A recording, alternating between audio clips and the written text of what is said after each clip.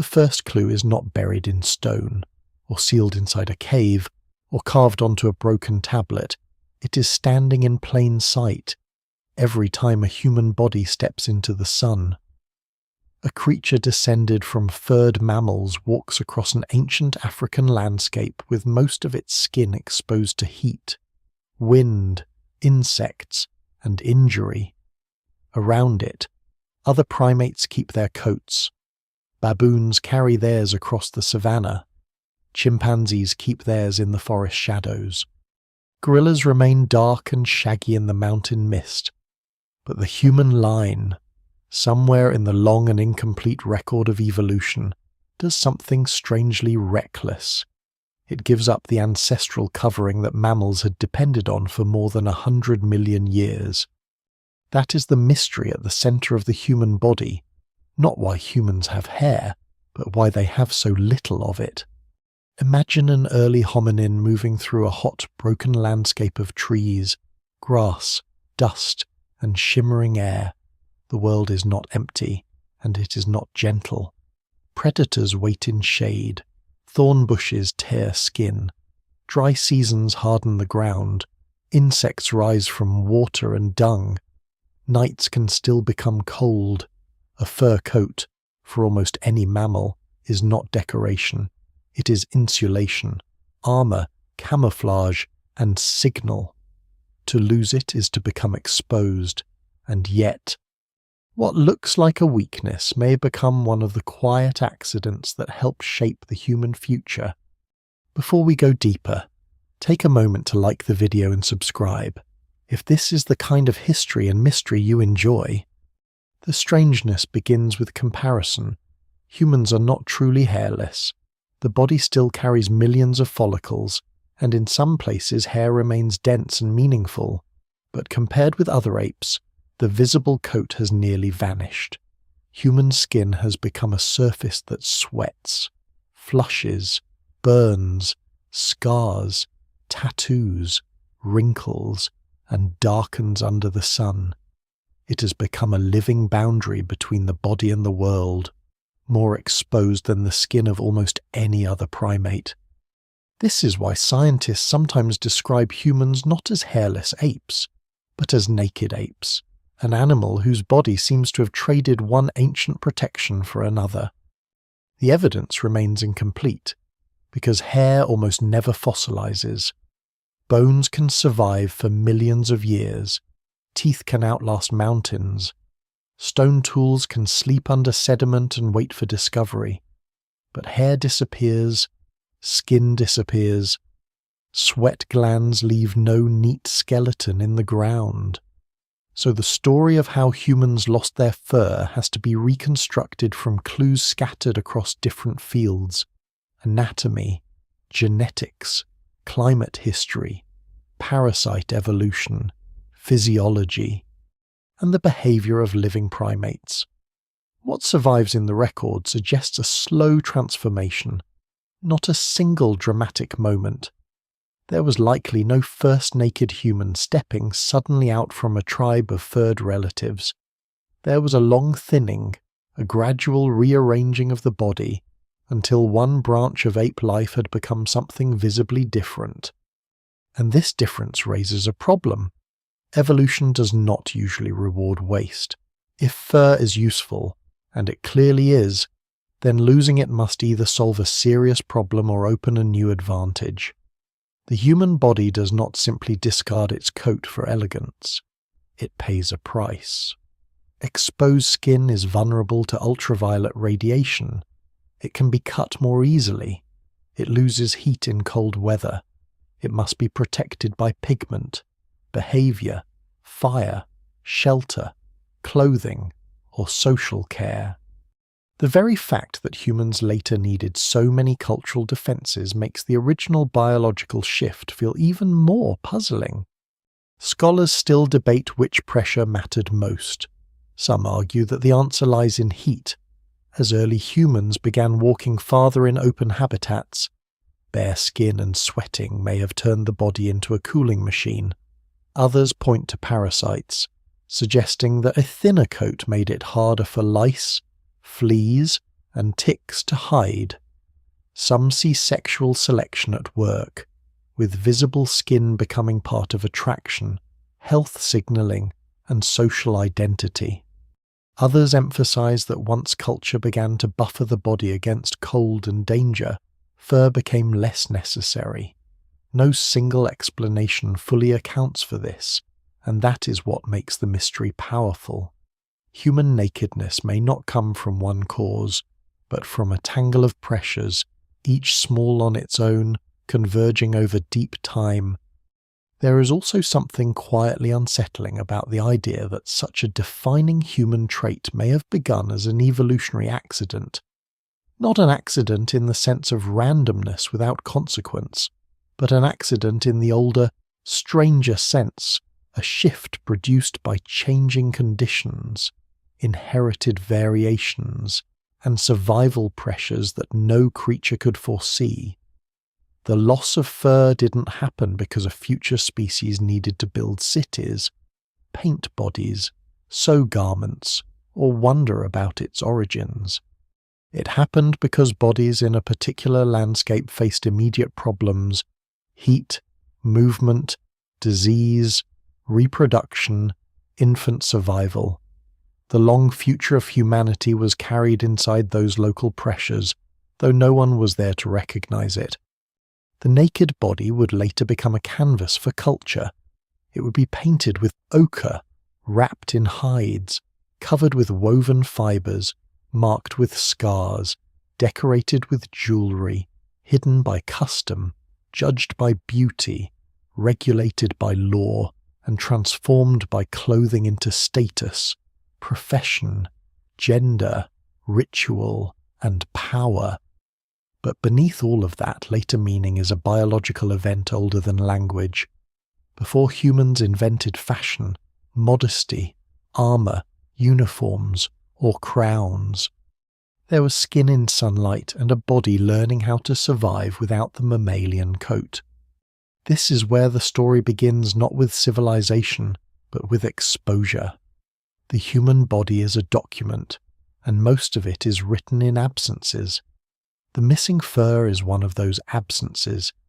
It points backward toward forest that shrank and expanded, toward open ground where heat rose from the earth, toward predators watching slow prey, toward mothers carrying infants against warm skin, toward parasites searching for shelter, toward darkening pigment under a dangerous sun. It points toward a species becoming stranger before it became powerful. And the first step in understanding that strange transformation is to remember what was lost. Fur was not a minor feature of the ancestral body. It was one of the great mammalian inventions, older than apes, older than humans, older than the landscapes where the human line would begin to change. To understand why humans became naked, the story has to move backward into a much deeper inheritance, into the world before humanity, when fur was not a mystery at all.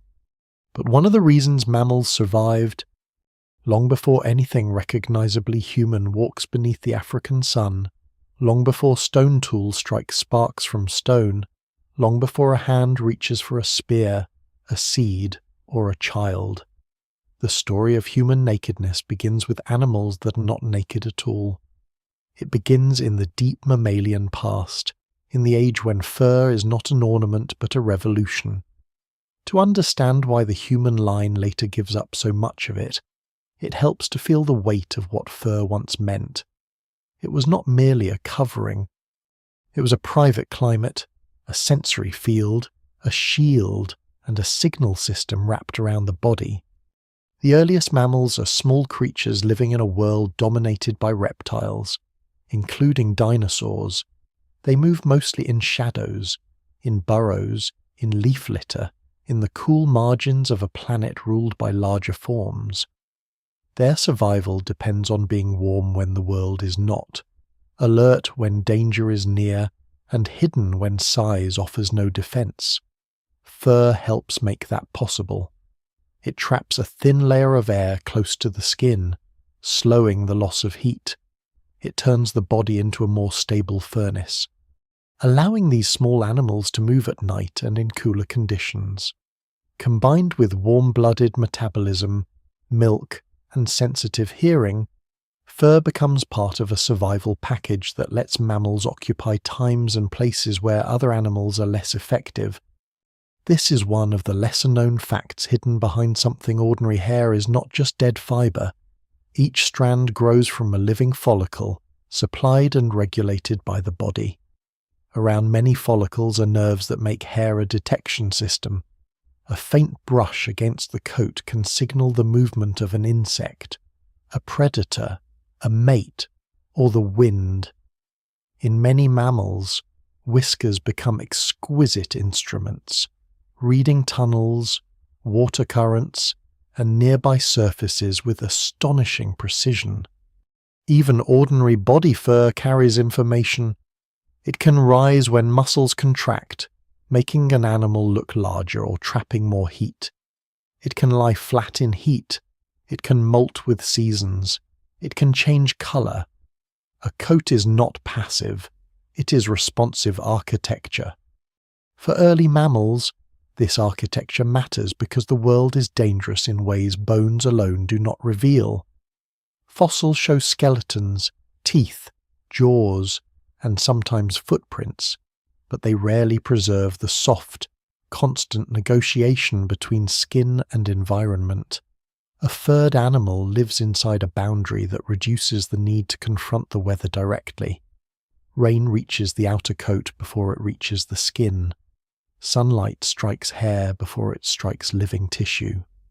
Small cuts and abrasions are softened. Parasites still find their way in, of course, and fur can become a shelter for them.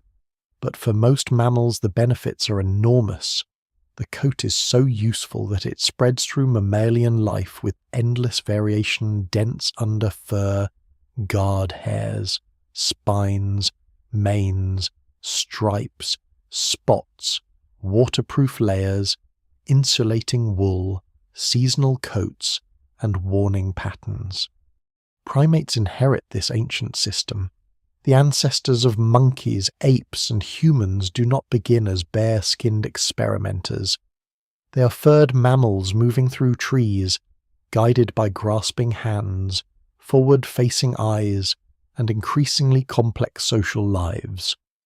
For arboreal primates, fur helps protect against sun filtered through the canopy. Cool nights, rain, biting insects, and rough bark. It also becomes part of social behavior. Many primates groom each other for hours, removing dirt and parasites, but also building alliances. Grooming is touch made political. It calms tension, repairs relationships, and marks belonging. A coat gives other hands something to search through, clean, and tend. In this sense, fur is not just biology. It is social terrain. That makes the later human condition even stranger. Losing most visible body hair did not simply alter insulation, it altered the surface on which social life could happen. The grooming hand, so important in many primates, would eventually give way in humans to other forms of bonding speech, shared food, ritual, laughter, ornament, and touch against exposed skin. Scholars still debate how much of this replacement happened because hair was lost, and how much hair could be lost because other social tools were growing stronger. The evidence remains incomplete, because behavior fossilizes even more poorly than skin. But the body hints at a profound rearrangement. Human beings did not only shed a coat, they transformed the meaning of contact. Fur also carries messages. In many mammals, it displays age, sex, health, aggression, rank, or readiness to mate, a lion's mane, a horse's coat, a mandrill's colours, a silverback gorilla's back, a chimpanzee's dark hair thinning with age. These are not random surfaces. They are readable signs. Even camouflage is a kind of message directed at predators or prey. Human skin later becomes readable in other ways. It flushes with emotion, darkens with ancestry and sun exposure, shows scars and illness, carries goosebumps from an older fur-raising reflex, and becomes the foundation for body painting and tattooing. But before that unusual surface could emerge, the ancestral coat had to thin. There is a quiet irony here. Humans still possess many hair follicles, roughly comparable in number to other apes in some regions, but the hairs themselves are often finer, shorter, and less visible. The body did not erase the old system completely. It miniaturized much of it. Tiny vellus hairs remain across the skin like the ghost of a lost coat. They still participate in touch. They still respond to cold and emotion. When goosebumps rise, the body is performing an ancient gesture that no longer works very well. In a furred animal, raised hairs can trap warmth or make the body look larger.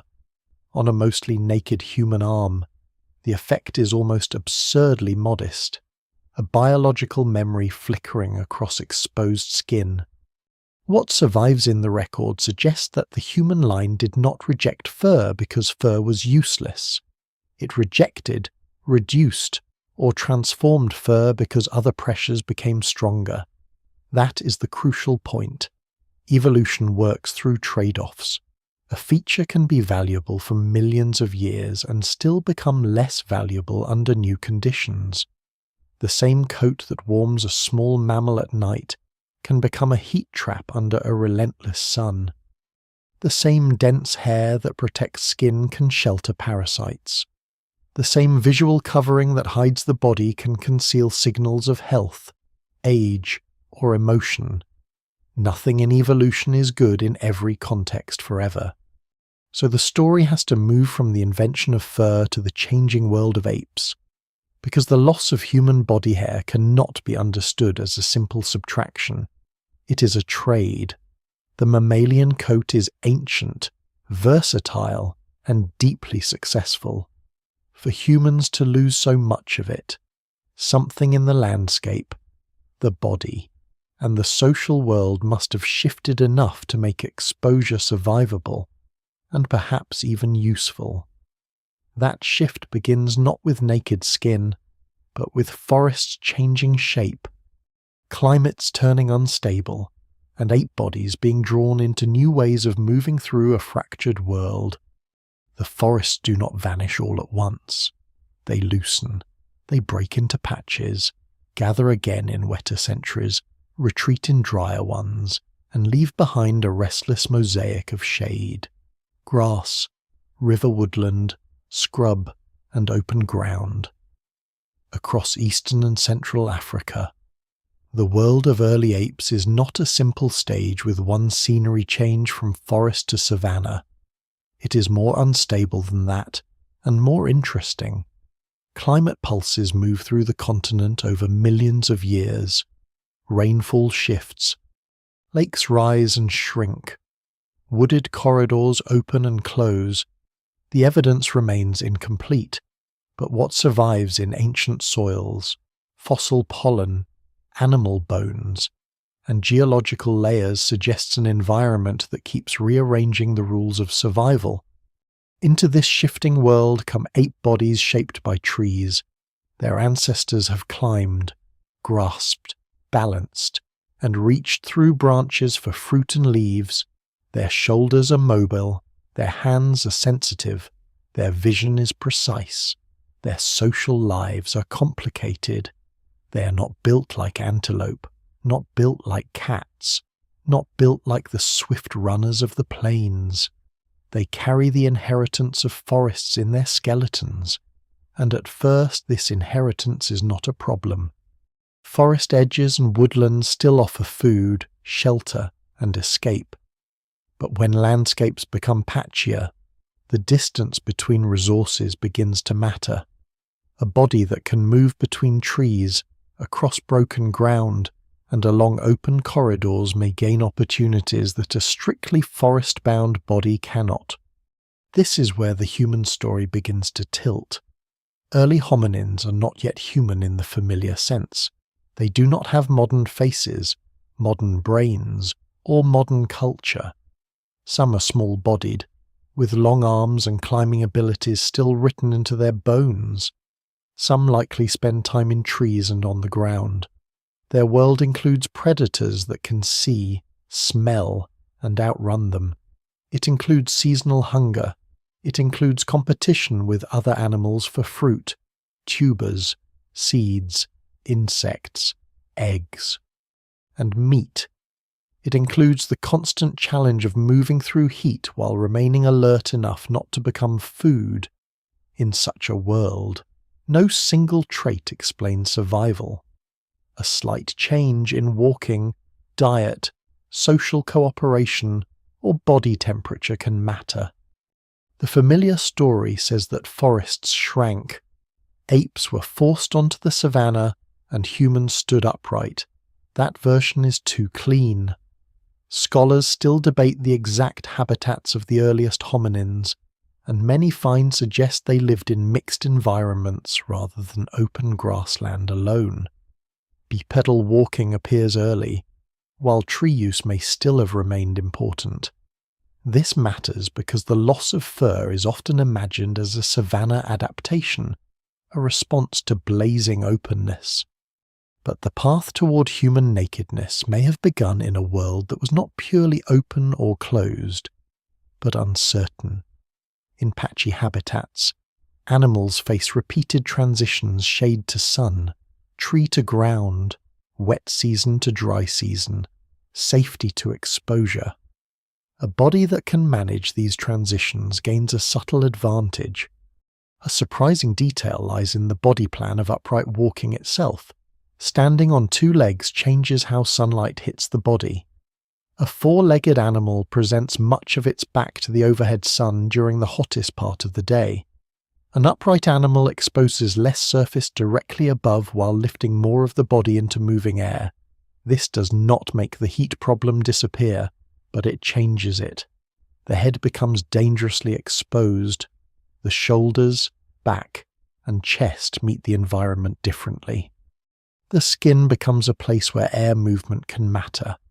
If sweating later becomes central to cooling, then posture and skin begin to work together. The body is slowly becoming an instrument for surviving heat, though no part of that instrument is designed with a future plan in mind. Fossils cannot show fur clearly, but they can show bodies moving into new possibilities. Pelvises, femurs, feet, spines, and skull bases reveal experiments in upright locomotion. Footprints, especially those preserved in volcanic ash, offer a haunting glimpse of ancient beings crossing a landscape on 2 feet. They are not naked in the record. They are not clothed. They are almost silhouettes of motion. Yet they suggest a creature whose body is no longer simply an ape body in trees. It is negotiating the ground in a new way. With every step, the relationship between skin, sun, and distance begins to change.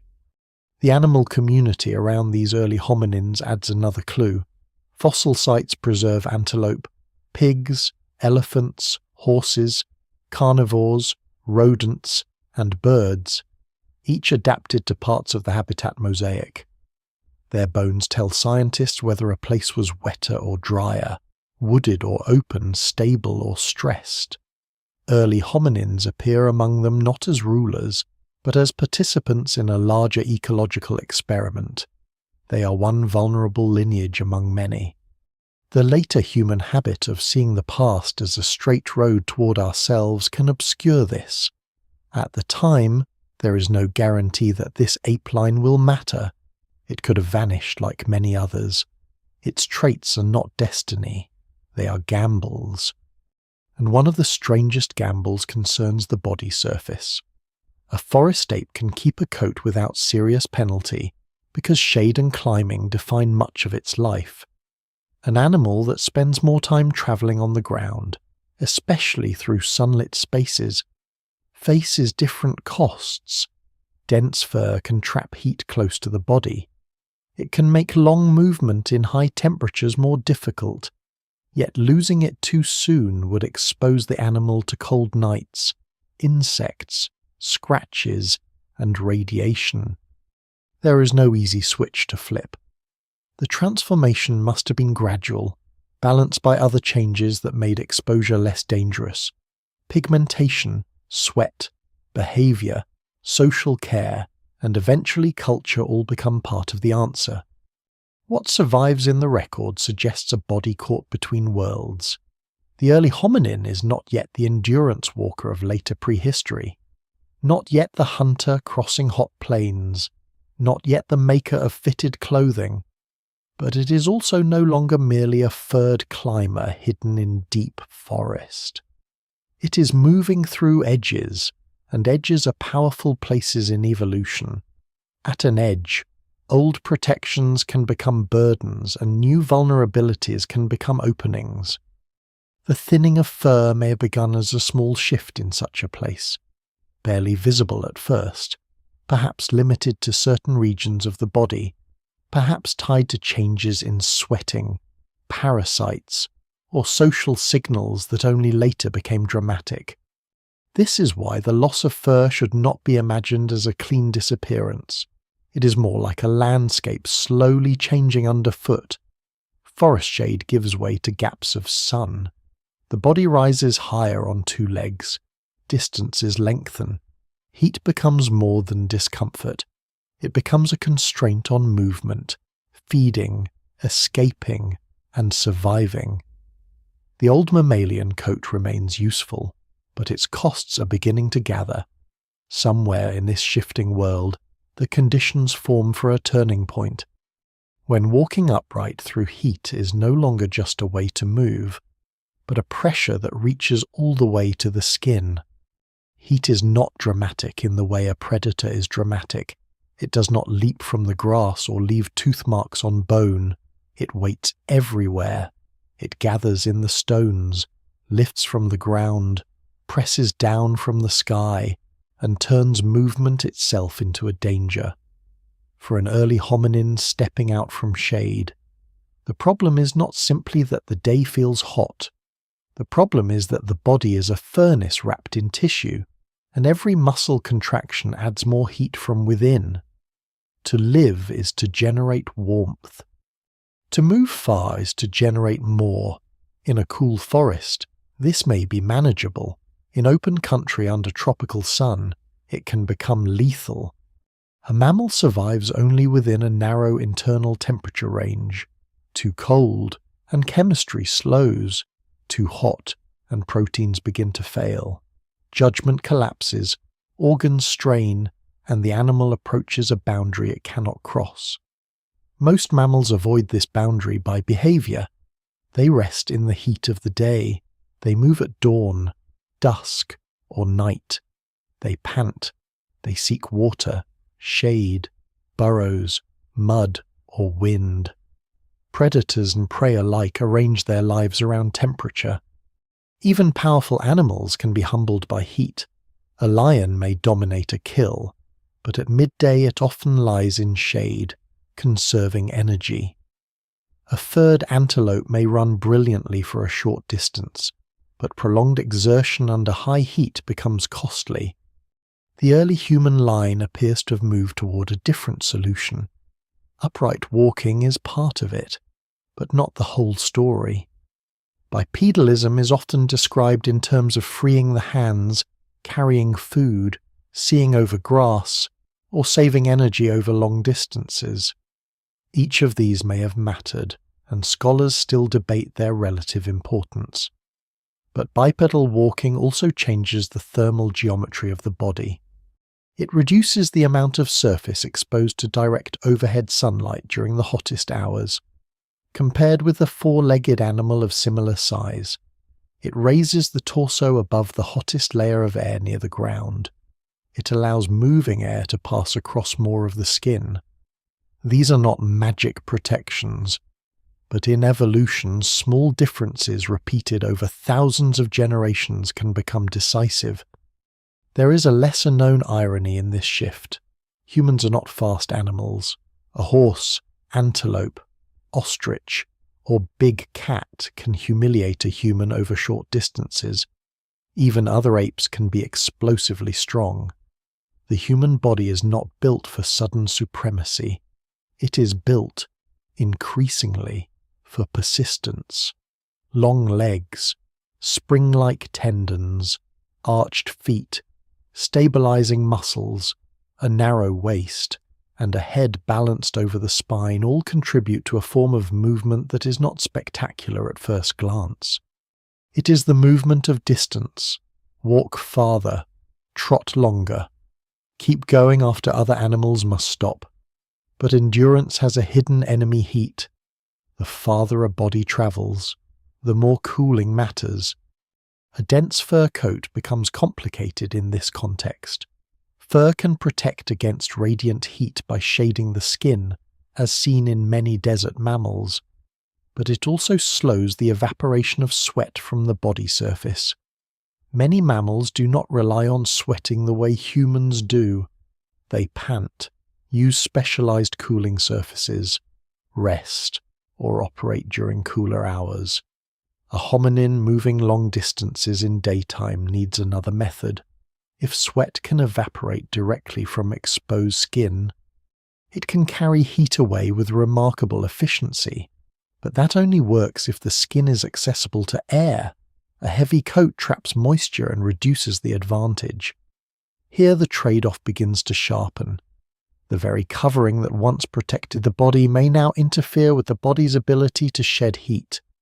No single explanation fully accounts for human hair loss, but the heat hypothesis has a powerful elegance because it connects several human traits at once. Upright posture, long-distance movement, abundant sweating, reduced body hair, and later hunting or scavenging in hot environments all fit into the same broad pattern. The human animal becomes less like a sprinter and more like a slow-burning machine. It cannot outrun many animals in a burst, but under certain conditions it can outlast them. This idea is often linked to persistence hunting, in which humans track an animal through heat until the animal overheats or tires. Whether this was common deep in the past remains debated, and the evidence is not simple. Yet the physiology is real. Humans are unusually good at losing heat while moving. The head, however, reveals that evolution is never neat. If losing fur helps cooling, why keep hair on the scalp? The answer may lie in the danger of the sun itself. An upright body places the head under direct radiation. A covering of scalp hair can protect the brain from solar heat, while still allowing the rest of the body to cool through sweating. This is one of the strange compromises written into human anatomy. The body does not become uniformly naked, it becomes selectively exposed. Hair remains where it may shield, signal, or scent. It thins where evaporation offers an advantage. What survives on the body is not random, though the full story behind each patch remains uncertain. Heat also changes social life.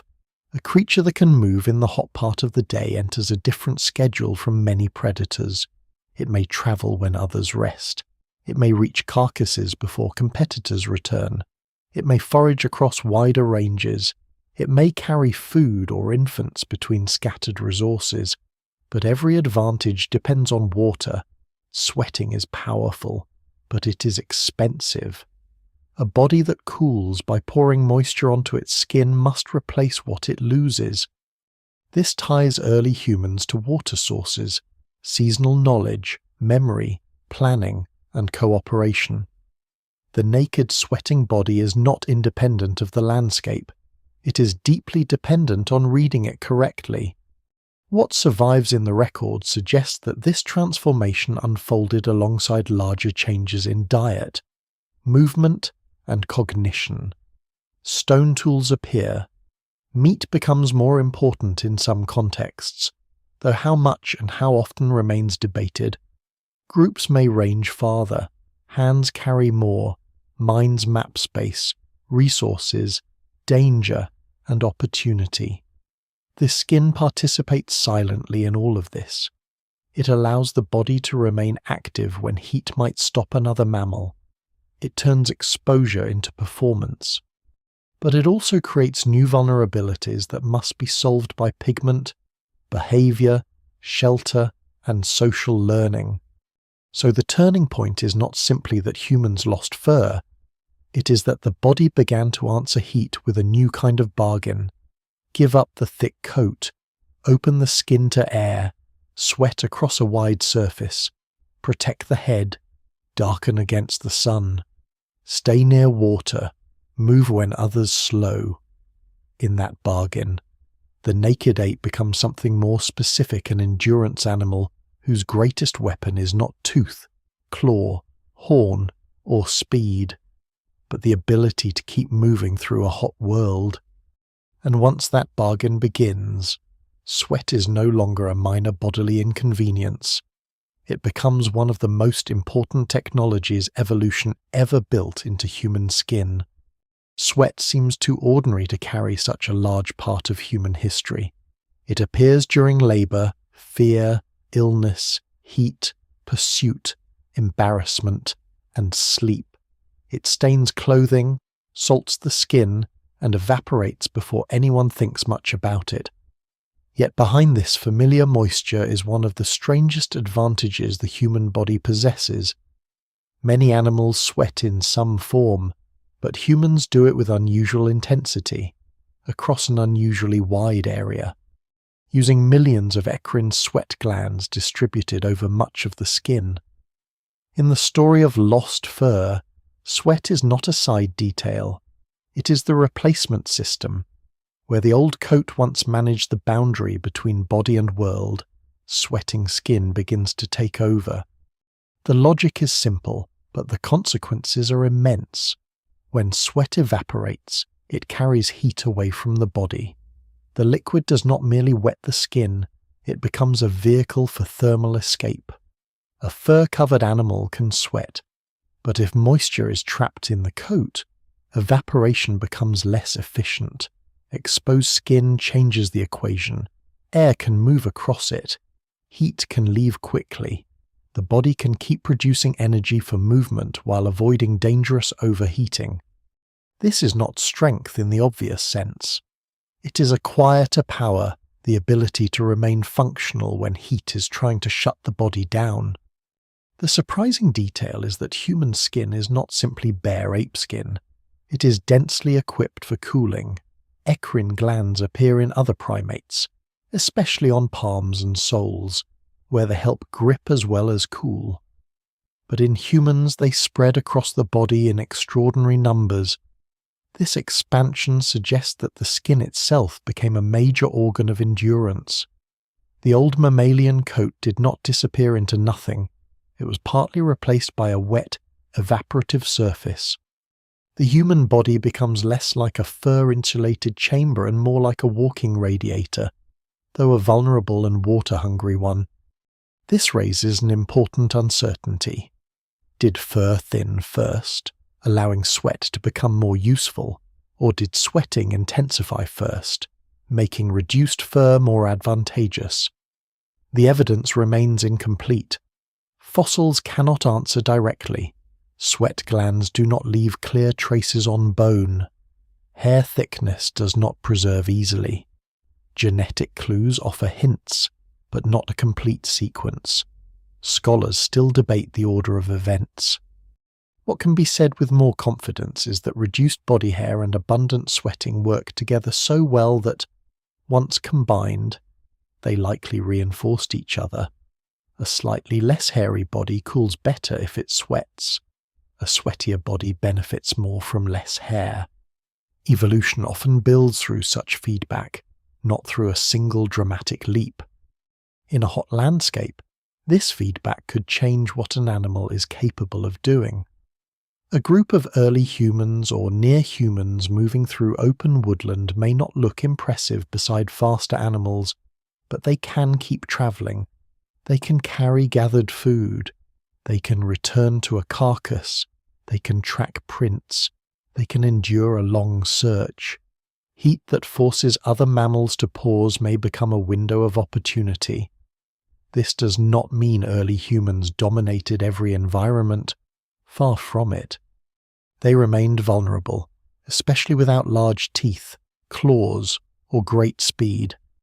But the ability to operate in heat gives them a peculiar niche, a way of living in time slots and distances that other animals may avoid.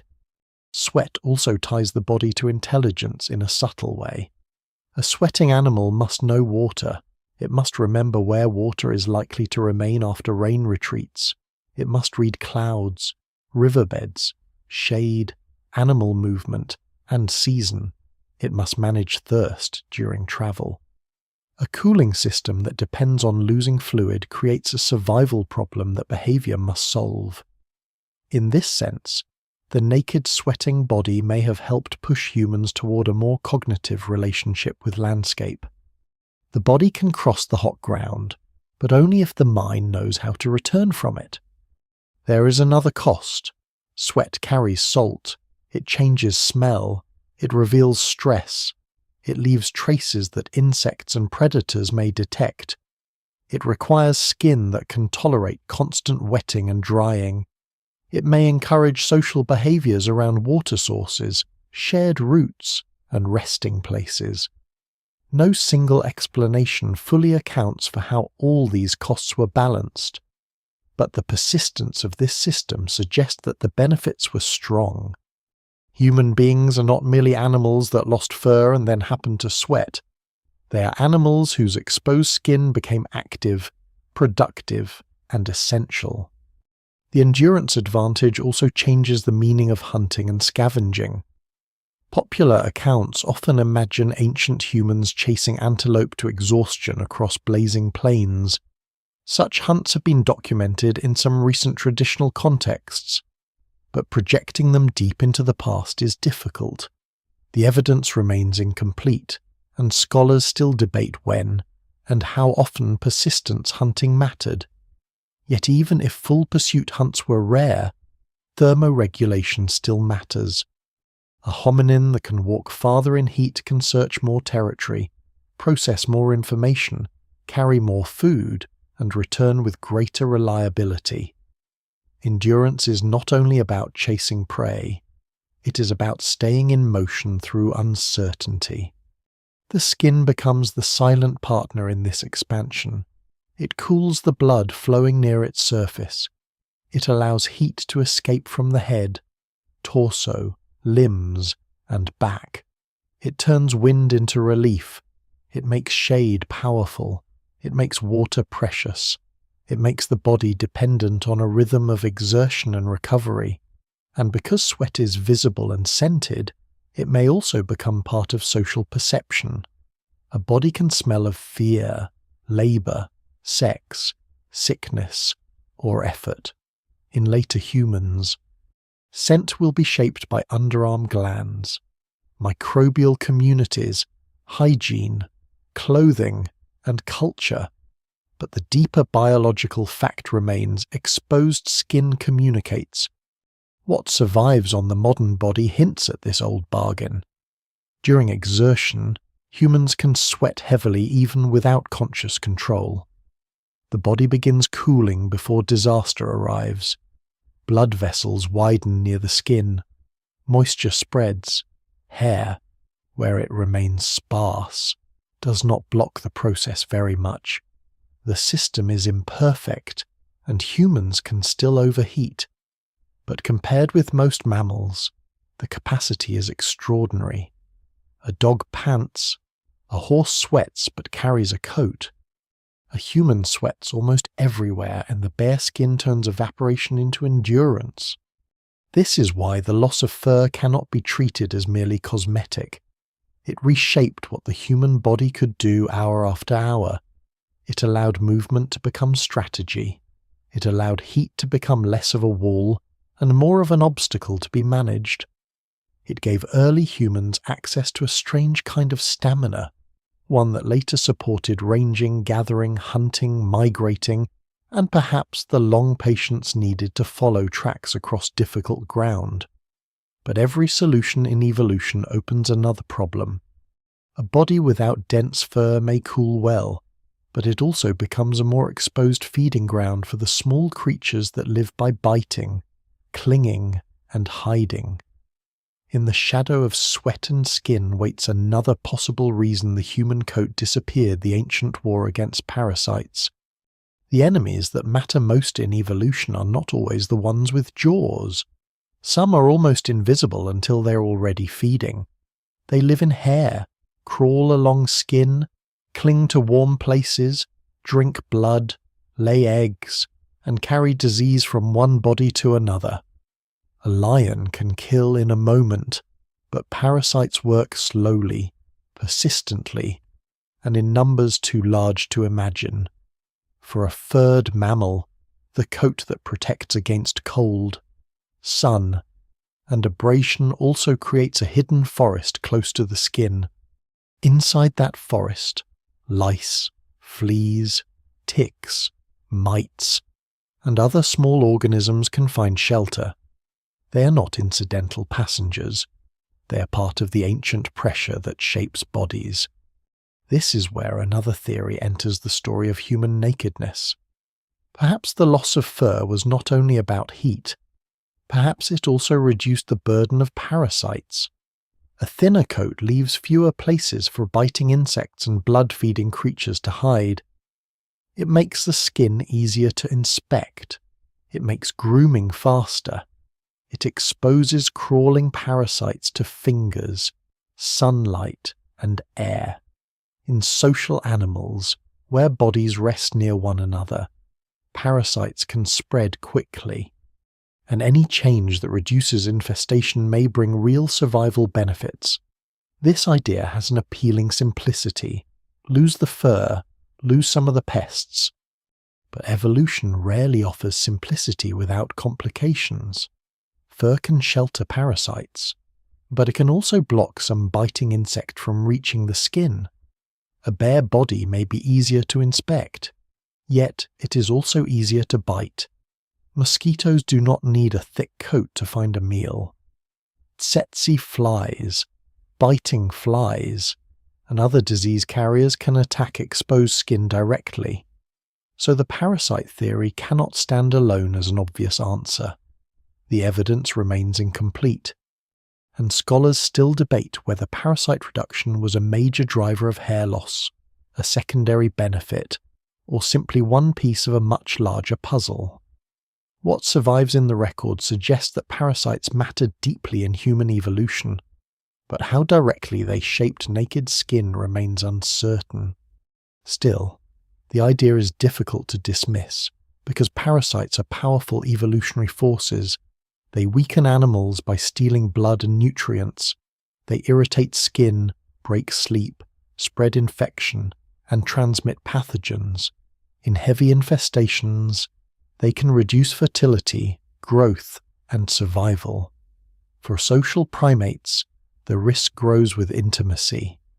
Bodies huddle, mothers carry infants, juveniles play, adults groom, groups sleep near one another, and parasites move through contact.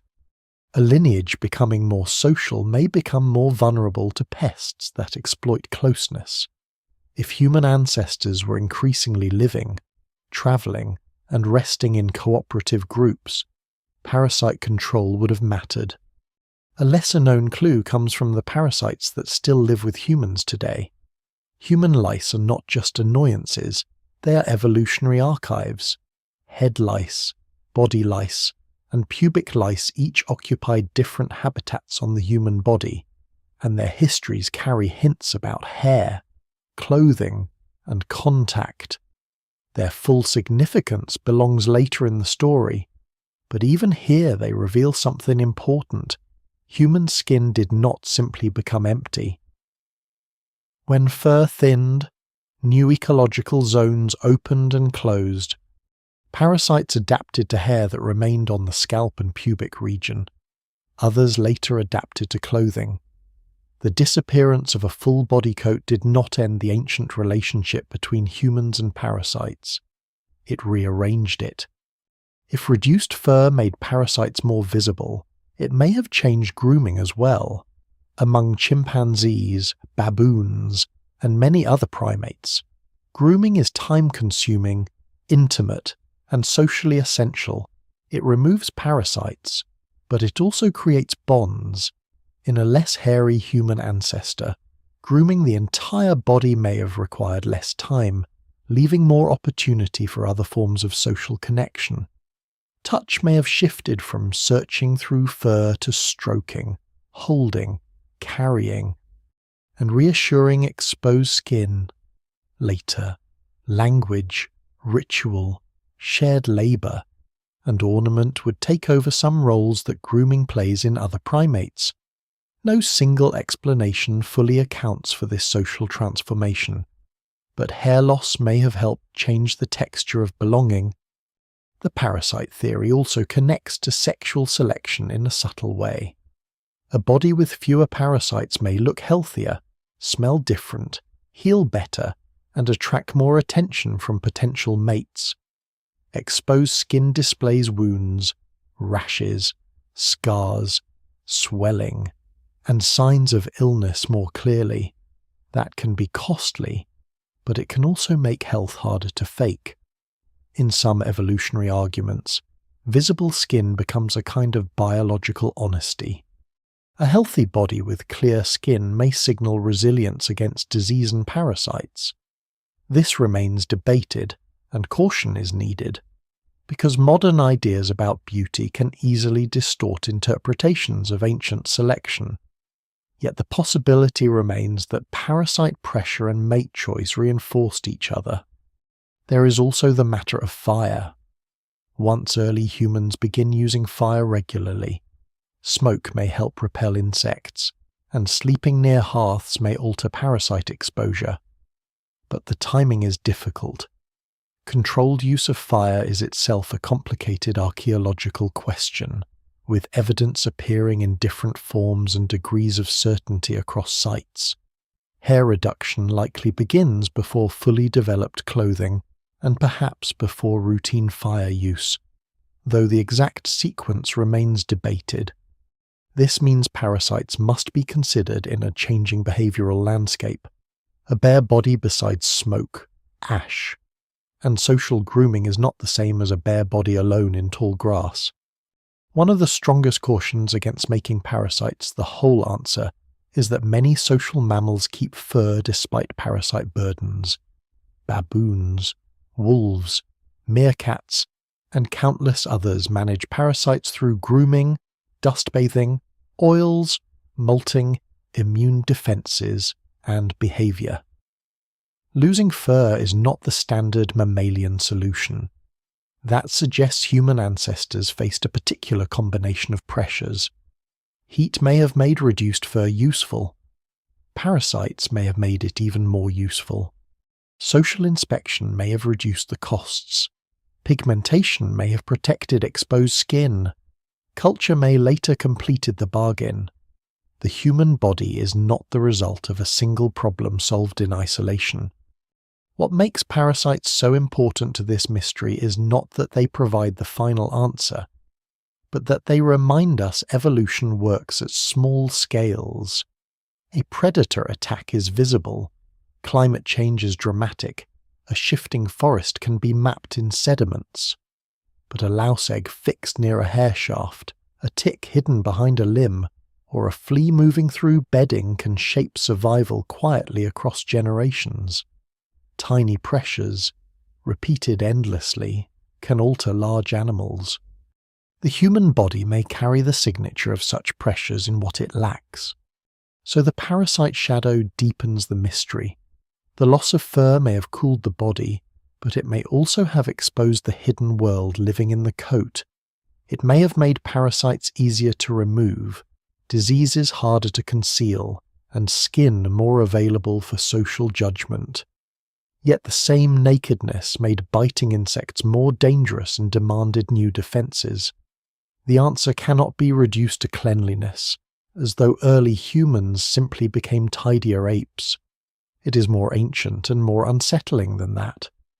The body's surface became a battlefield where heat, Blood, disease, touch, and attraction met, and once exposed skin became visible to others, it began to carry meanings that fur had once concealed. Once the coat thins, the body becomes visible in a new way. This may sound obvious, almost too simple to matter, but visibility is one of the great forces in animal life. A furred body can hide the small changes beneath it. A bare body cannot. Skin reveals blood flow, injury, swelling, infection, scars, age, sun exposure, pregnancy, fear, exertion, and health. It changes colour when vessels open and close. It carries scent from glands and microbes.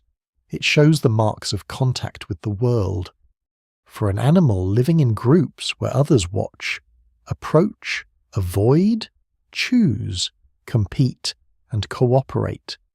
Exposed skin is not just exposure, it is information. This is why sexual selection enters the story.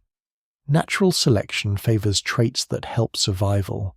Sexual selection favours traits that help reproduction, sometimes even when they carry survival costs. A peacock's tail is the classic example, but the principle reaches far beyond dramatic ornaments. Bodies become signals, faces become readable, voices carry status, movements reveal strength or weakness. Skin may have joined this system in the human line. As body hair thinned, the surface underneath could become part of attraction, assessment, and social communication. A smooth, visible body might signal youth, health, parasite resistance, or hormonal condition. But scholars still debate how much sexual selection shaped human hair loss, because the evidence remains indirect, and modern preferences are a dangerous guide to ancient pressures. One reason the theory persists is that human bodies are not uniformly naked in the same way. Hair patterns differ by sex, age, ancestry, hormones, and individual variation. Puberty changes the landscape of the body. Beards appear in many males. Underarm and pubic hair grow where scent glands are active. Scalp hair can become long, dense, and socially charged. These patterns suggest that hair did not simply vanish wherever cooling demanded it. It was retained, reduced, or transformed in ways that intersect with display. The body became a patchwork of signals, some biological, some cultural, and some so deeply blended that separating them is difficult. Skin itself becomes a signal because it is costly to maintain. Clear skin can indicate health, though not always reliably.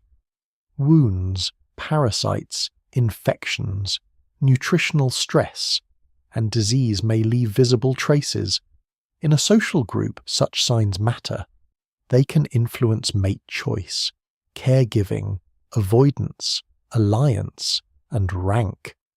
Exposed skin makes the body harder to disguise. That can be dangerous, but it can also support trust. A creature that cannot hide certain signs of condition may communicate honestly without intending to. What survives in the record suggests that human social life increasingly depended on reading subtle bodily cues, though no fossil can preserve a glance. There is also colour. Before clothing, before paint, before ornament, skin tone itself becomes visible across the body. After fur loss, pigmentation likely becomes crucial under strong ultraviolet radiation, but pigment also affects appearance. Dark skin protects against folate damage in intense sunlight, while later variation in lighter environments reflects different balances of ultraviolet exposure and vitamin D production. That larger story belongs later. But even here it matters because once the coat is gone, the body's surface becomes a field where environment and identity meet. Skin is shaped by sun, ancestry, age, health, and life history. It is both shield and signal. Human scent adds another layer. A bare-sweating body is not odorless. Sweat from eccrine glands is mostly watery, but other glands, especially in the underarms and groin, produce substances that skin microbes transform into strong smells. These odors can carry information about maturity, stress, diet, immune variation, and individual identity. Although the details are complex and often overstated in popular accounts, humans do not rely on smell the way many mammals do. Yet scent has not vanished from social life. It lingers beneath culture, hygiene, clothing, smoke, oils, perfumes, and taboo. Hair retained in scent-rich regions may help hold and spread odors, which suggests that some patches of human hair may be less about warmth and more about communication. The face becomes especially important. Humans did not lose facial hair entirely, but the face is far more visually expressive than the furred face of many mammals. Skin, lips, eyebrows, eyelashes, and fine muscle movements create an extraordinary signaling surface. A blush, a grimace, widened eyes, tightened lips, and tiny shifts around the brows can alter the meaning of an encounter. The reduction of facial hair may have made expressions easier to read, strengthening social cooperation. This idea remains difficult to prove, but it fits the broader pattern of a species whose survival increasingly depends on communication. The exposed face becomes one of humanity's most powerful tools, capable of warning, soothing, attracting, deceiving, and bonding without a word. Yet sexual selection should not be turned into a simple story of beauty. Ancient bodies did not evolve to satisfy modern aesthetics. Preferences vary across cultures and history, and what people find attractive is shaped by ecology, status, custom, and imagination. A theory that says humans lost fur because naked skin was attractive risks smuggling modern assumptions into prehistory. The more careful version is subtler once hair reduction began for reasons such as heat or parasites. Social and reproductive preferences may have reinforced it. Traits that were already useful could become desirable. Desirable traits could become more common. Biology and perception could begin to chase each other. There is a strange human consequence here. Because skin became visible, it later became symbolic. Long after the biological shift, people would paint skin with ochre, ash, clay, and pigments. They would scar it, tattoo it, cover it, expose it, perfume it, shave it, veil it, judge it, rank it, and build entire systems of meaning around it. But those cultural meanings rest on a much older fact: humans have bodies that can be seen. The loss of fur made the body available to imagination. It made identity wearable, markable, and readable. The same surface that once helped cool a walking animal would later carry ritual, beauty, shame, power, and belonging. No single explanation fully accounts for this. Heat may have opened the door. Parasites may have pushed it wider. Sexual selection may have shaped what passed through. The exposed human body became useful not only because it cooled, but because it communicated. Skin could reveal condition. Hair patterns could signal maturity. Scent could mark presence. Faces could become more expressive. Touch could become more direct. In a species moving toward deeper cooperation, these signals may have mattered as much as muscle. And still, visibility comes with risk. A bare infant is fragile.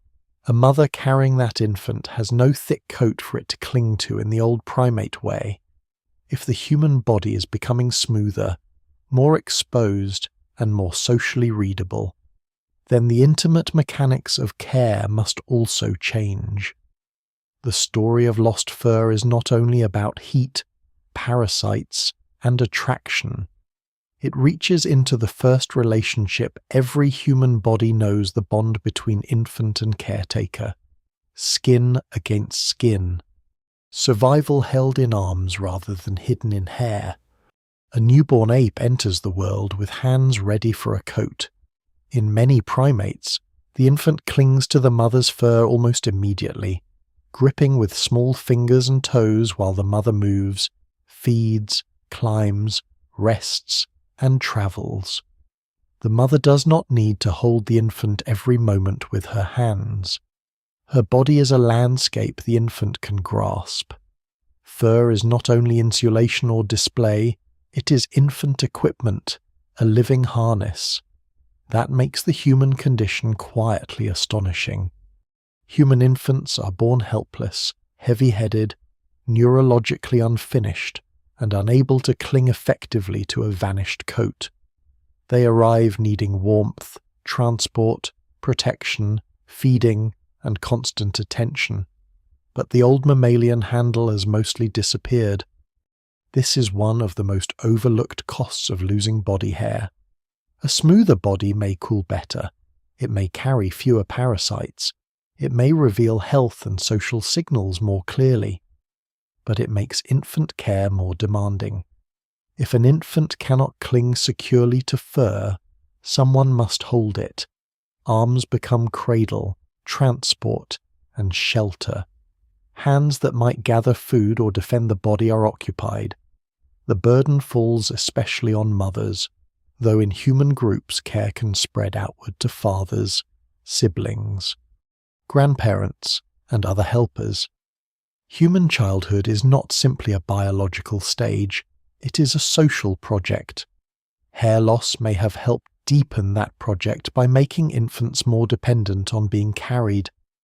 The evidence remains incomplete, because no fossil preserves a mother's arm around a child, but living primates show how important clinging can be, and human babies still carry traces of an older world.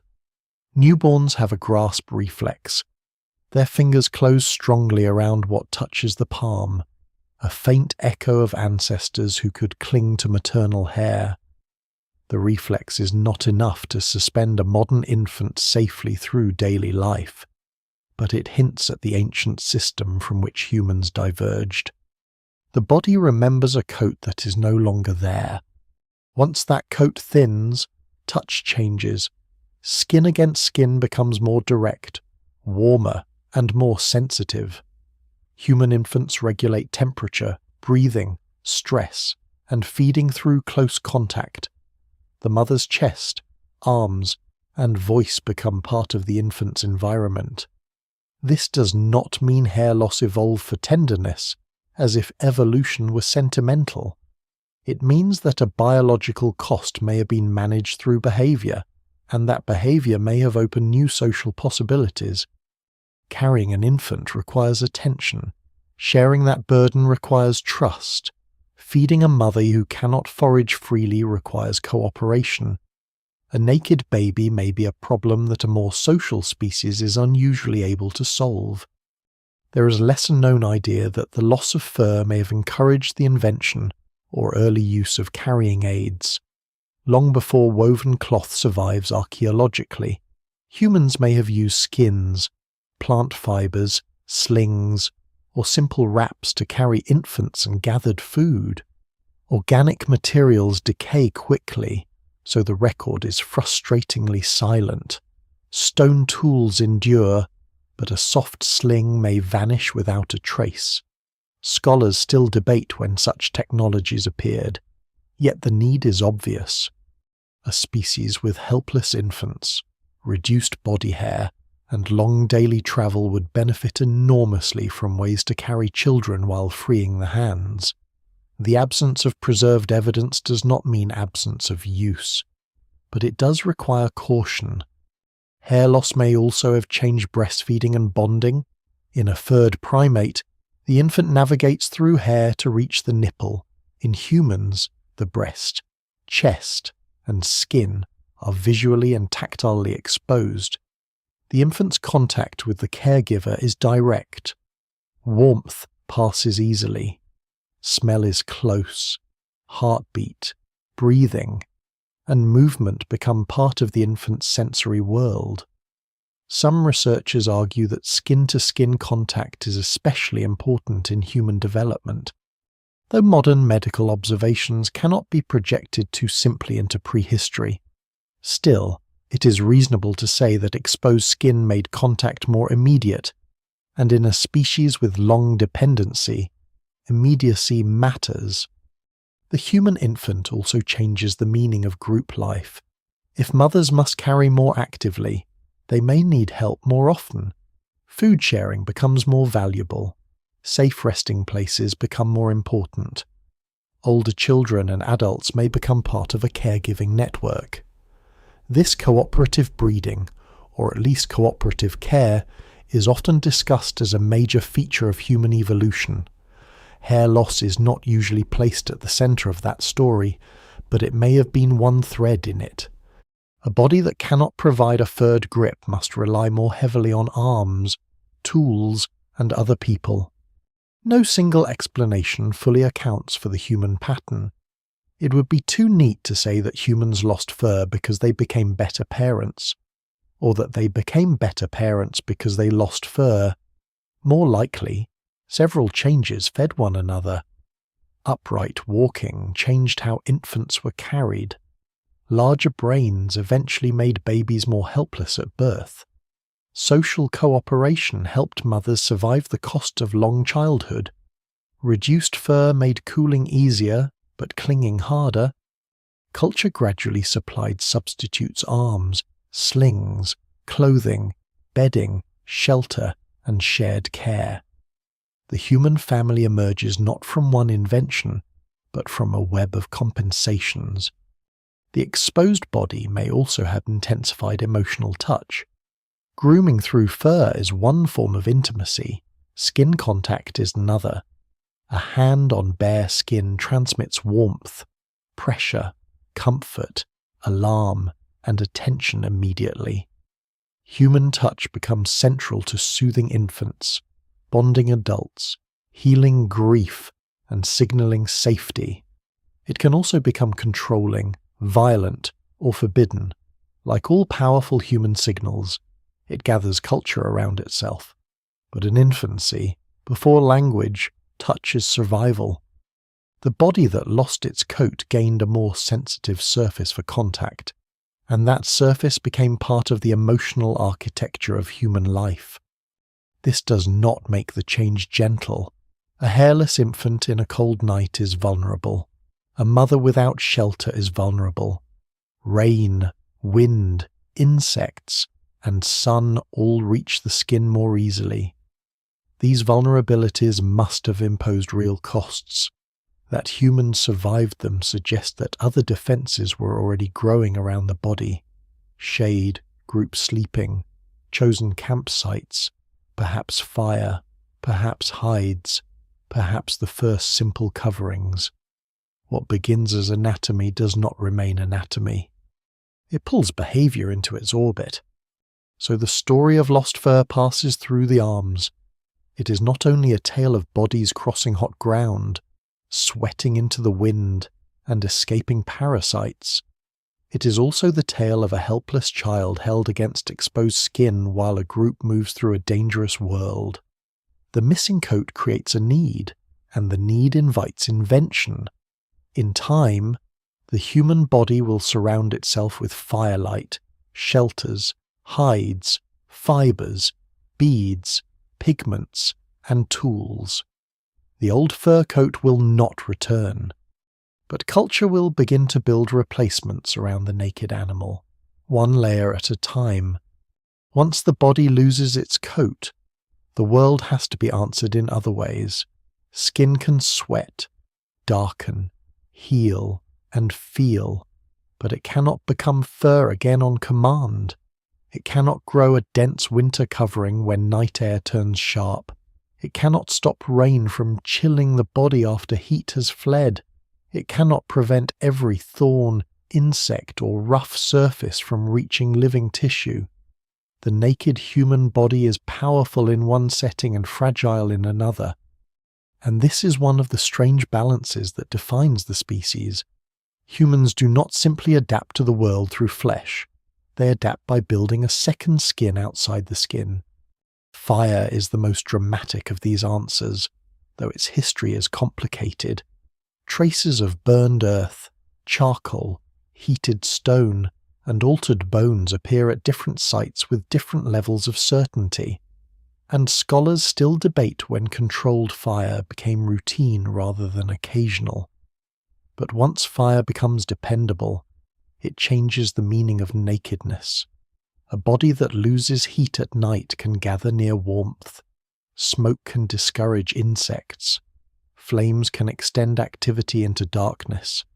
Frighten some predators, soften food, harden wooden tools, and create a center around which social life gathers. Fire does not erase the costs of hair loss, but it begins to make them negotiable. Shelter works in a quieter way. A windbreak, a cave mouth, a tree screen, a pile of branches, a hide stretched between supports, or a camp chosen for its shade and drainage can all protect exposed bodies. These early shelters rarely survive clearly in the archaeological record, especially when made from organic materials. Stone tools remain, but branches rot, hides decay, and sleeping places vanish under sediment. What survives in the record suggests that humans and their close relatives learned to use landscape carefully: caves, rock overhangs, river margins, lake edges, and places where resources and protection met. A naked body makes such choices more urgent. Clothing is the most direct replacement for fur, but it is also the hardest to see deep in time. The first clothing may have been simple hides wrapped around shoulders, strips of skin tied at the waist, plant fibers twisted into cords, bedding pulled close in cold air. None of this preserves easily. Needles, scrapers, hide-working tools, and later fibers offer clues, but the earliest coverings probably disappear almost completely. The evidence remains incomplete. And the history of clothing has to be inferred from tools, climates, lice, and the expansion of humans into cold regions. Yet the logic is unavoidable. A species with reduced body hair that enters temperate and glacial landscapes must carry warmth with it. This is where culture begins to do what fur once did, but with a crucial difference. Fur is inherited, clothing is learned, fire is learned, shelter is learned. The old coat grows automatically from the body, but the new coat must be made, repaired, shared, taught, and remembered. That changes everything. A cold night no longer selects only for thicker hair or body fat. It also selects for skill, cooperation, planning, and tradition. The body's vulnerability becomes a pressure on intelligence and social transmission. The naked ape survives by becoming a maker of coverings. There is a lesser-known consequence of this shift. Once humans can put on and remove insulation, they gain flexibility that fur cannot easily provide. A furred animal carries its coat through heat and cold alike, though it may shed seasonally. A clothed human can adjust layers, open them, close them, dry them, decorate them, trade them, and specialize them for climate or task. What begins as compensation for lost fur eventually becomes an advantage of extraordinary range. Humans can cross deserts with shade and loose coverings. They can enter icy regions with stitched hides and layered garments. They can sleep under skins, line shelters, and wrap infants. Culture turns exposure into adaptability. But this adaptability likely develops gradually, not as a sudden invention after nakedness. Early hominins may have relied first on behavior staying in shade, huddling, choosing camps, using vegetation, sleeping socially, moving with seasons. Fire and clothing come into the story unevenly. Some populations may have had more control than others. Some climates demanded more innovation. Some practices left no trace. No single explanation fully accounts for how biological hair loss and cultural protection overlapped, but the two must have become deeply entangled. Once the body could no longer depend on fur, survival increasingly depended on knowledge held by the group. Firelight also changes the emotional world. Around a hearth, exposed skin is warmed not by the sun but by a created sun, small enough to sit beside, dangerous enough to respect. Bodies gather close, food smells rise, tools are repaired, children sleep, predators remain outside the circle of light, smoke enters hair and hides. Stories, long before they are preserved in writing, may begin to grow in such places. It would be too much to say fire was invented because humans lacked fur. But nakedness makes warmth socially meaningful. The camp becomes part of the body's defense system. Clothing, once established, creates a new habitat for parasites. This is one of evolution's dry jokes. The body loses fur, perhaps partly reducing some parasite burdens, and then culture invents garments that provide new hiding places. Body lice, unlike head lice, live mainly in clothing and move to the skin to feed. Their history becomes a strange clue to when clothing became common enough for a specialized parasite to evolve. That clue belongs more fully to the next part of the story. But it shows how culture does not remove biology. It creates new biological worlds. A stitched hide is not just a tool, it is an ecosystem. The human body's second skin also becomes symbolic almost as soon as it becomes practical. A hide can warm, but it can also display skill, status, identity, or group belonging. A cord can carry a tool, but also a shell bead. A covering can protect modesty in later cultures, but modesty itself is not a fossil that can be traced simply backward. The deeper point is that once humans begin covering exposed skin by choice, the surface of the body becomes a place of decision.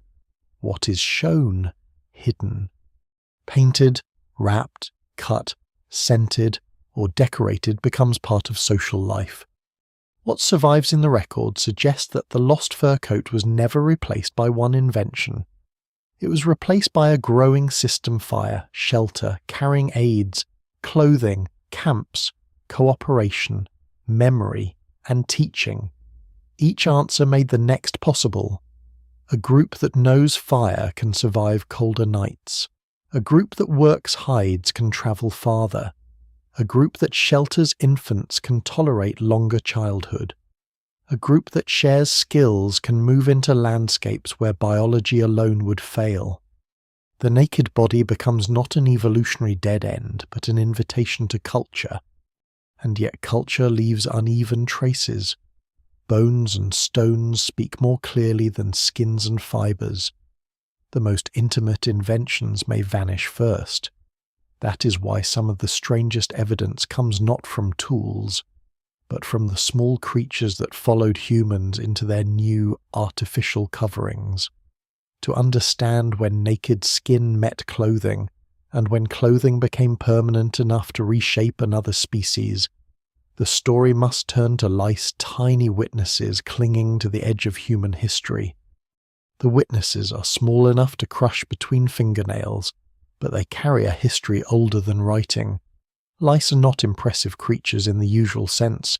They do not build monuments, leave tools, paint caves, or reshape landscapes with fire.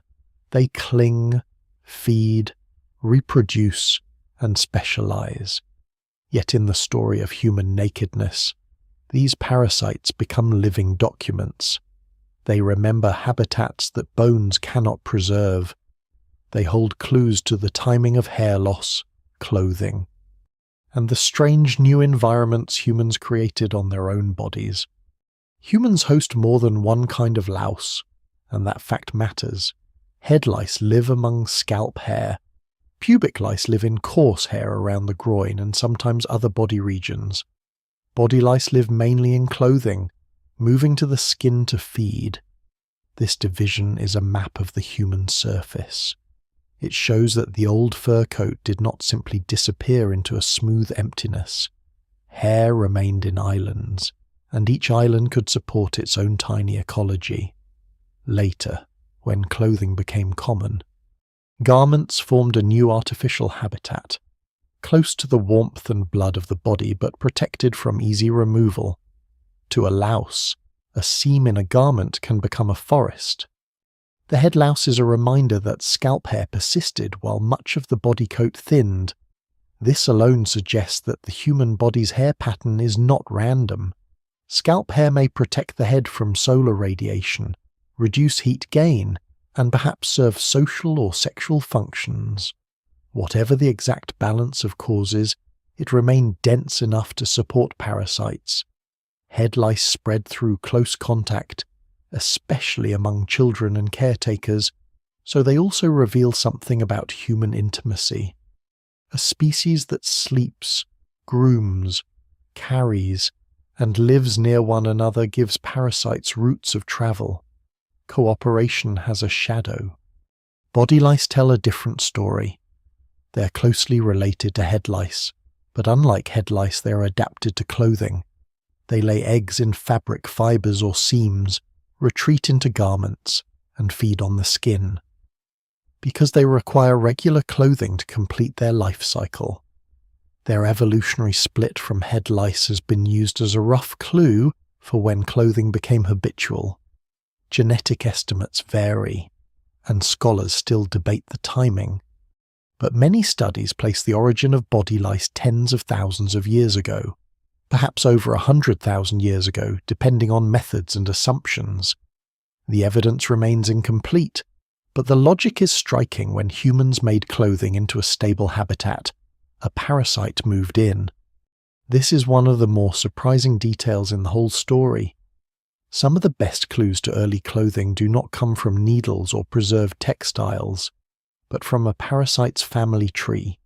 Soft garments decay, stitched hides vanish, plant fibers rot, but lice survive as lineages, carrying genetic differences shaped by the environments humans created. It is a strange reversal. The thing humans invented to protect exposed skin became evidence because another organism exploited it. The second skin grew its own fauna. Pubic lice add an even stranger clue. They are not especially close relatives of head lice. Instead, human pubic lice are more closely related to lice found on gorillas.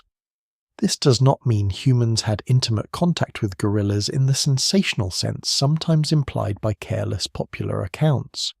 The more sober explanation is ancient host switching, probably through shared sleeping sites, nests, carcass contact, or environmental overlap far back in time. The exact route remains uncertain.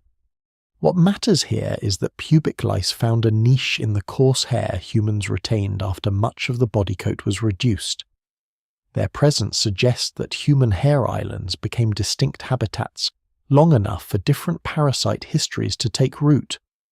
The lice clue also helps reveal the timeline's difficulty. Hair loss likely began long before clothing became routine, but the parasites mark only some parts of the process. Head lice can persist with scalp hair. Pubic lice require coarse hair patches. Body lice require clothing. They do not tell us exactly when the torso became mostly bare or when sweat glands expanded. They offer boundary markers, not a full map. No single explanation fully accounts for the sequence. Still, they show that by the time body lice evolved, humans had already crossed an important threshold. They were no longer simply naked animals using occasional coverings. They are animals whose coverings had become dependable enough for another species to depend on them.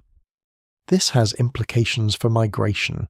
A mostly hairless human body can do well in hot conditions if water and shade are available, but cold landscapes demand insulation.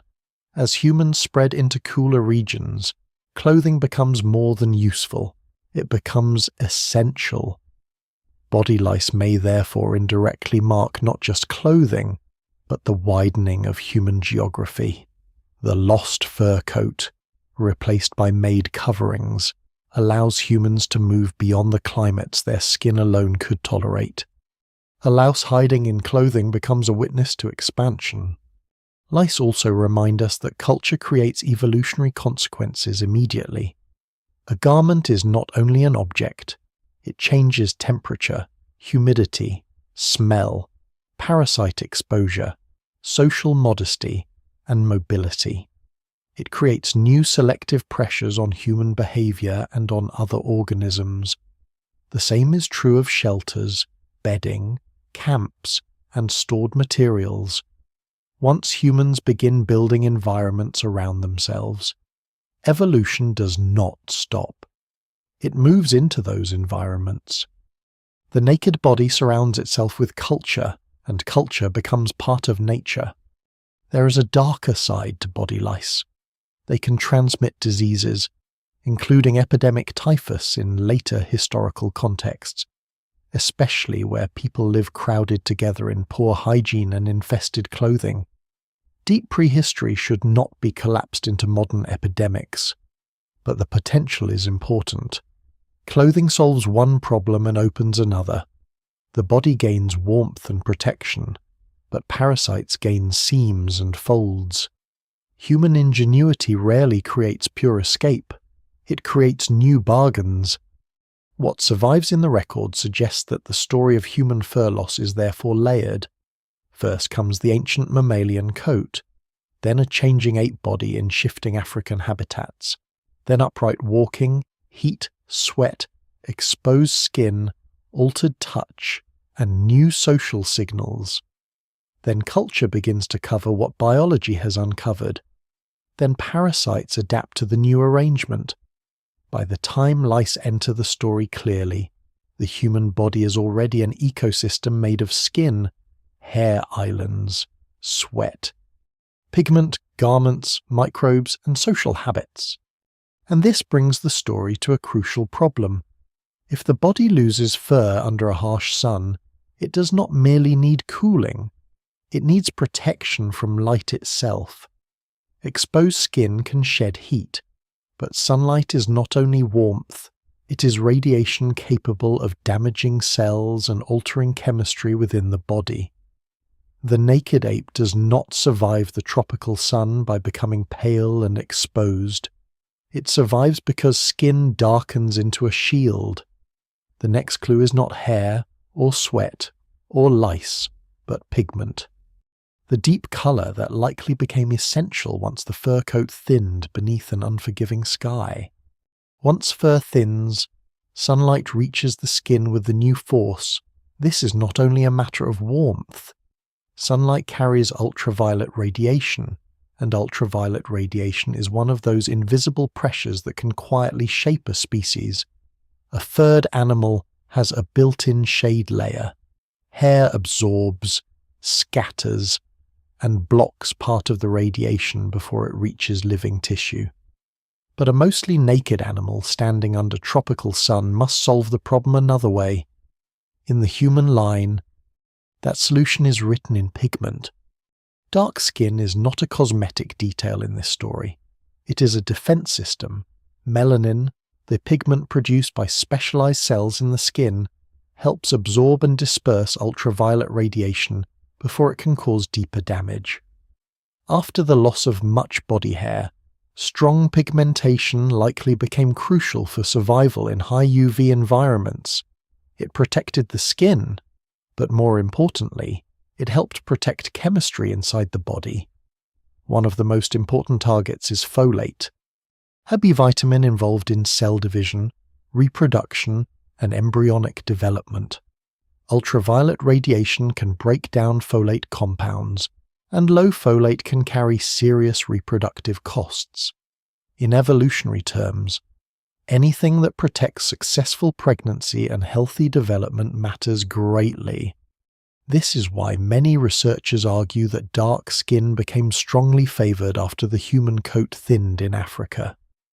The timing is difficult to pin down, because skin color does not fossilize in ordinary bones. The evidence comes from comparative biology, genetics, ultraviolet geography, and the relationship between pigmentation and physiology. Scholars still debate details, but the broad pattern is widely accepted. Exposed human skin under intense sun requires protection, and melanin provides it. The naked body could cool through sweat, but only if it did not pay too high a price in radiation damage. There is a lesser-known balance hidden in this adaptation. Ultraviolet radiation is dangerous, but it is also useful. Human skin uses UVB radiation to help produce vitamin D, which is important for bones, immune function, and other processes. Too much ultraviolet exposure can damage the body. Too little can create deficiency. Skin pigmentation therefore reflects a compromise between protection and production. In high UV regions, darker pigmentation shields folate and skin tissues while still allowing enough vitamin D synthesis. In lower UV regions, especially after humans move far from the tropics, lighter skin can become advantageous because it permits more UVB penetration. This later variation is part of humanity's migration story, but its root lies in the nakedness problem once the coat is gone. Skin must negotiate directly with the sun. The human body carries this compromise unevenly. Not all populations have the same pigmentation, because not all ancestors lived under the same ultraviolet conditions for the same length of time. But the earliest mostly hairless humans in Africa were almost certainly dark-skinned. This is important because popular imagination sometimes pictures early humans inaccurately, as if bare skin alone defines the species. Bare skin without pigment would have been dangerously exposed in equatorial sunlight. The likely ancestral combination was not pale nakedness, but dark, sweating skin beneath strong sun, with scalp hair protecting the head and the rest of the body increasingly open to air. Pigment also changes how the body records life. Skin darkens with sun exposure in many people, scars differently depending on biology and injury, and displays inflammation, age, and disease in ways that vary across pigmentation. Once skin becomes visible, these signs become part of social perception. But the primary story here is not social, it is survival. A body that can move in heat must also endure light. The same open surface that allows evaporation becomes vulnerable to radiation. Evolution answers by increasing melanin, turning skin into a protective screen. No single explanation fully accounts for every detail of human pigmentation. Genes affecting skin color are numerous, and changes in pigmentation occurred repeatedly in different populations after migrations into new environments. Some lighter pigmentation variants in Europe and parts of Asia are relatively recent in the long human story. Other populations at high latitudes retained darker skin in contexts where diet supplied vitamin D through fish and marine mammals. The pattern is not a simple map of latitude alone. Culture, diet, clothing, migration, and ancestry all complicate it. The evidence remains incomplete in places, but the general principle remains powerful. Skin color is an adaptation shaped by ultraviolet light, among other forces. Dark skin under a harsh sun also reveals that hair loss could not have happened safely without accompanying changes. Reduced fur and sweating may have helped with heat, but without pigmentation the exposed body would face severe costs. This suggests that traits did not evolve in isolation. Hair reduction, sweat glands, pigmentation, behavior, and later culture formed a package of interlocking solutions. Remove one piece, and the whole arrangement becomes harder to explain. The human body is not simply naked, it is naked in a protected, regulated, and deeply evolved way. There is a quiet grandeur in this. The skin, often treated as surface, is actually an organ of negotiation with the planet. It measures heat, releases water, blocks radiation, senses touch, hosts microbes, heals wounds, and communicates condition. When humans lost much of their fur, the skin had to become more than a covering. It became climate control, solar shield, social signal, and sensory map. The old coat had hidden much of this work. The exposed skin had to perform it openly.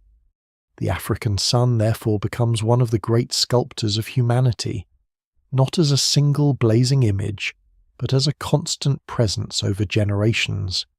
Children are born under it, adults travel beneath it, bodies that manage it better leave more descendants.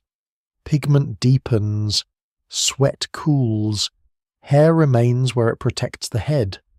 Groups learn shade, water, timing, and shelter. The naked ape survives not by ignoring the sun, but by becoming biologically fluent in its dangers. And yet the story does not end under that sun. The same species that becomes adapted to heat and light eventually begins to move into landscapes where the old problem reverses. In colder worlds, the missing fur becomes a liability again. Nights lengthen, ice advances, winds cut across open ground, snow reflects light upward. The body that once needed to lose heat now needs to keep it. What follows is one of the most remarkable consequences of the lost coat. Humans do not grow the fur back. They carry fire, clothing, fat, tools, memory, and each other into the cold instead. Cold returns to the story like an old debt. For millions of years, the human line has been moving toward a body that can release heat with unusual skill. Reduced fur, abundant sweat, dark skin, upright posture, and long-distance movement make sense under strong sun and warm air. But evolution does not grant permanent comfort. Landscapes change, climates pulse, populations move. The same exposed skin that helps a body cross a hot plain becomes dangerous when wind rises over cold ground. A naked animal can survive heat through sweating, but it cannot survive freezing nights by determination alone. The remarkable thing is that humans do not solve this by returning to fur. There is no great evolutionary reversal in which migrating humans grow thick coats across the body. Instead, they carry solutions outside themselves. Fire becomes portable warmth. Clothing becomes removable fur. Shelter becomes artificial habitat. Fat stores, food sharing, planning, and cooperation become part of thermal survival. The body remains strange and exposed, but culture builds around it until even cold landscapes become possible. This matters deeply for human expansion. As humans move beyond tropical Africa into the Middle East, Eurasia, and eventually far northern regions, they encounter climates where bare skin is no advantage for much of the year. Nights can kill. Wet cold can drain heat quickly. Frostbite can damage exposed extremities. Snow and ice transform movement. In these places, the old mammalian coat would seem useful again, yet humans enter them with technology instead of fur. And that changes the meaning of adaptation. A furred animal must wait for biological change over generations. A human group can learn from another group, improve a hide covering, choose a better shelter, or keep a fire alive through the night. The evidence remains incomplete, especially for early clothing, because skins and fibers vanish so easily. But the spread of humans into colder environments makes some form of protection almost certain. Scrapers may have prepared hides. Bone tools and laterite needles suggest more sophisticated garment making. Campsites, hearths, and patterned use of caves or shelters show that humans were not simply wandering exposed through Ice Age worlds. They were engineering small climates around themselves, a stitched coat, a lined boot, a sleeping hide, or a windbreak may not sound as grand as a temple, but in deep prehistory such things are survival technologies of the highest order. There is a lesser-known contrast with Neanderthals, who lived for hundreds of thousands of years in Ice Age Eurasia. They were not furry brutes in the old cartoon sense. They were humans of another kind, skilled, strong, and culturally capable. Their bodies, however, show adaptations to cold, stockier builds, broad trunks, shorter distal limbs, and powerful musculature that reduce heat loss and support life in demanding climates. Modern humans entering similar worlds rely heavily on cultural flexibility, though their bodies also vary over time. Scholars still debate the exact differences in clothing, shelter, mobility, and energy use between Neanderthals and Homo sapiens. But one point is clear: surviving cold without dense fur requires a full system, not a single trait. The naked body also changes social obligations in cold regions. Warmth becomes collective. People share hearths, shelters, bedding, food, and knowledge. A child without protection cannot wait for natural selection to solve the problem. An elder, an injured hunter, or a nursing mother may depend on group care. Clothing must be made before the cold arrives. Fuel must be gathered. Roots must be remembered. Animal skins must be processed correctly or they rot, stiffen, or fail. Every layer of protection implies teaching. The lost fur coat becomes a reason culture must be transmitted with precision. Cold also reveals the genius of removable insulation. A furred animal in a warm spell cannot take off its coat, except slowly through seasonal shedding. Humans can adjust. They can open garments near a fire, wrap tightly in wind, dry wet skins, line bedding with grass, or cover only the most vulnerable parts of the body. This flexibility becomes one of the great legacies of nakedness. What begins as a liability becomes a platform for invention. Humans can live in forests, deserts, coasts, steppes, mountains, and tundra not because the body is perfectly adapted to each place, but because culture can be refitted faster than anatomy. Still, cold exposes the limits of culture when it fails. Hypothermia does not care how intelligent a species is. Without fuel, shelter, food, and dry covering, the human body loses heat rapidly. Wet skin and wind can turn mild cold into danger. Fingers and toes suffer first. Decision-making fades. Movement slows. The warm-blooded engine that once needed help releasing heat now struggles to hold it. The evidence of ancient survival should not make these landscapes seem easy. Every migration into cold country was a negotiation with death. What survives in the record suggests that humans met this challenge through layers of adaptation. Diet changes helped provide calories and fat. Cooperation helped distribute risk. Fire warmed camps and transformed food. Clothing restored insulation. Shelters blocked wind. Symbolic culture may have strengthened group identity and shared knowledge. The lost coat did not doom humans because they had become animals capable of replacing biological certainty with learned possibility. The irony is profound. The evolutionary accident that exposed the skin in one environment may have pushed humans toward technologies that allowed them to escape the limits of many environments.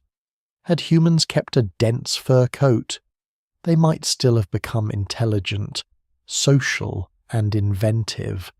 No one can say otherwise with certainty. But the actual human path made the body dependent on tools in unusually intimate ways. Clothing is not just equipment. It touches the skin all day. Shelter is not just architecture. It becomes an outer body. Fire is not just energy. It is borrowed metabolism glowing in the dark. So when humans walk into the cold, the mystery of lost fur does not disappear. It becomes sharper. The body that once traded hair for sweat now survives by wrapping itself in the products of mind and hand. The missing coat creates need, and need creates invention. Yet even in the cold, hair does not vanish entirely. It remains in stubborn places, each patch carrying a possible clue. To understand why humans became mostly naked rather than completely hairless, the story has to examine the hair that refused to disappear. The human body is not a blank surface. It only seems that way when compared with a chimpanzee, a gorilla, or the deep mammalian inheritance that came before. Look closely, and the old coat is still there in fragments. Fine hairs lie across the arms, back, chest, and legs. Coarser hair remains in the scalp, underarms, pubic region, eyebrows, eyelashes, and, in many adults, the face. These remnants are not scattered without meaning. They are clues. The mystery is not simply why humans lost so much hair, but why certain hair refused to vanish. Scalp hair is the most obvious survivor.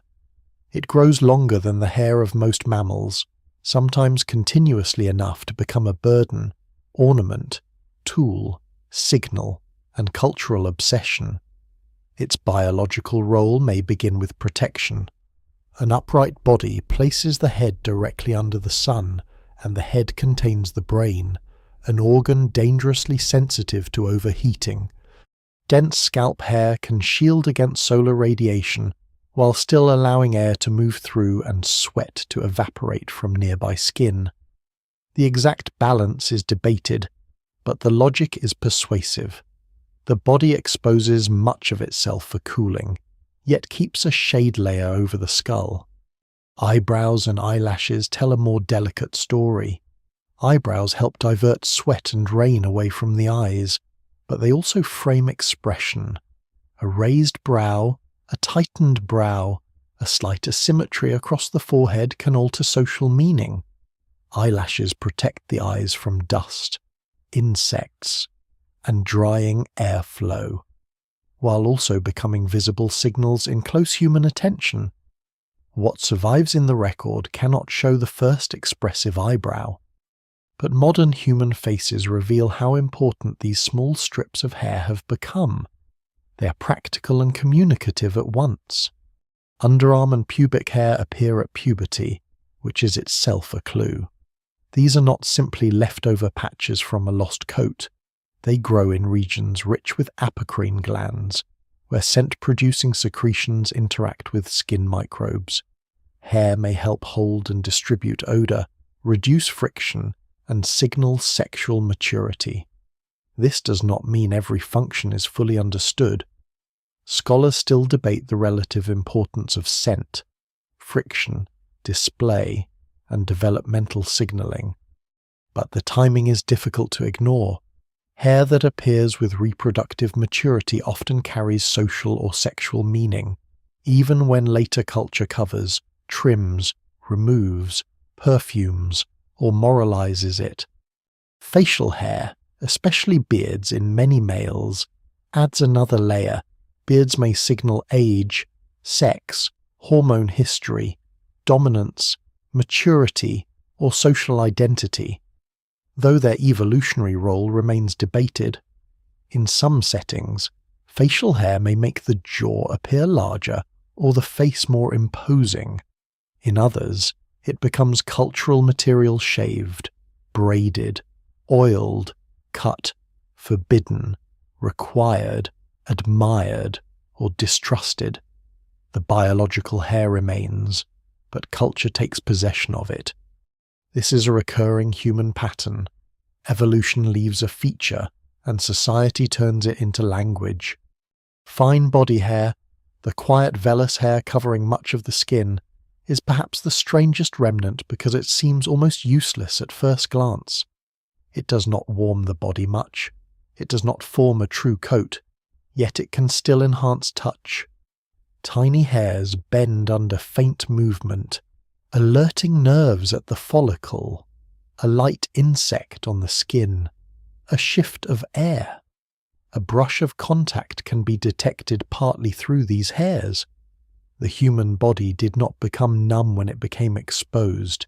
If anything, bare skin became a highly sensitive interface with the world. Goosebumps reveal the ghost of the old system. When cold, fear, music, awe, or emotion triggers tiny muscles at hair follicles, the hairs lift. On a furred mammal, this can trap insulating air or make the animal look larger.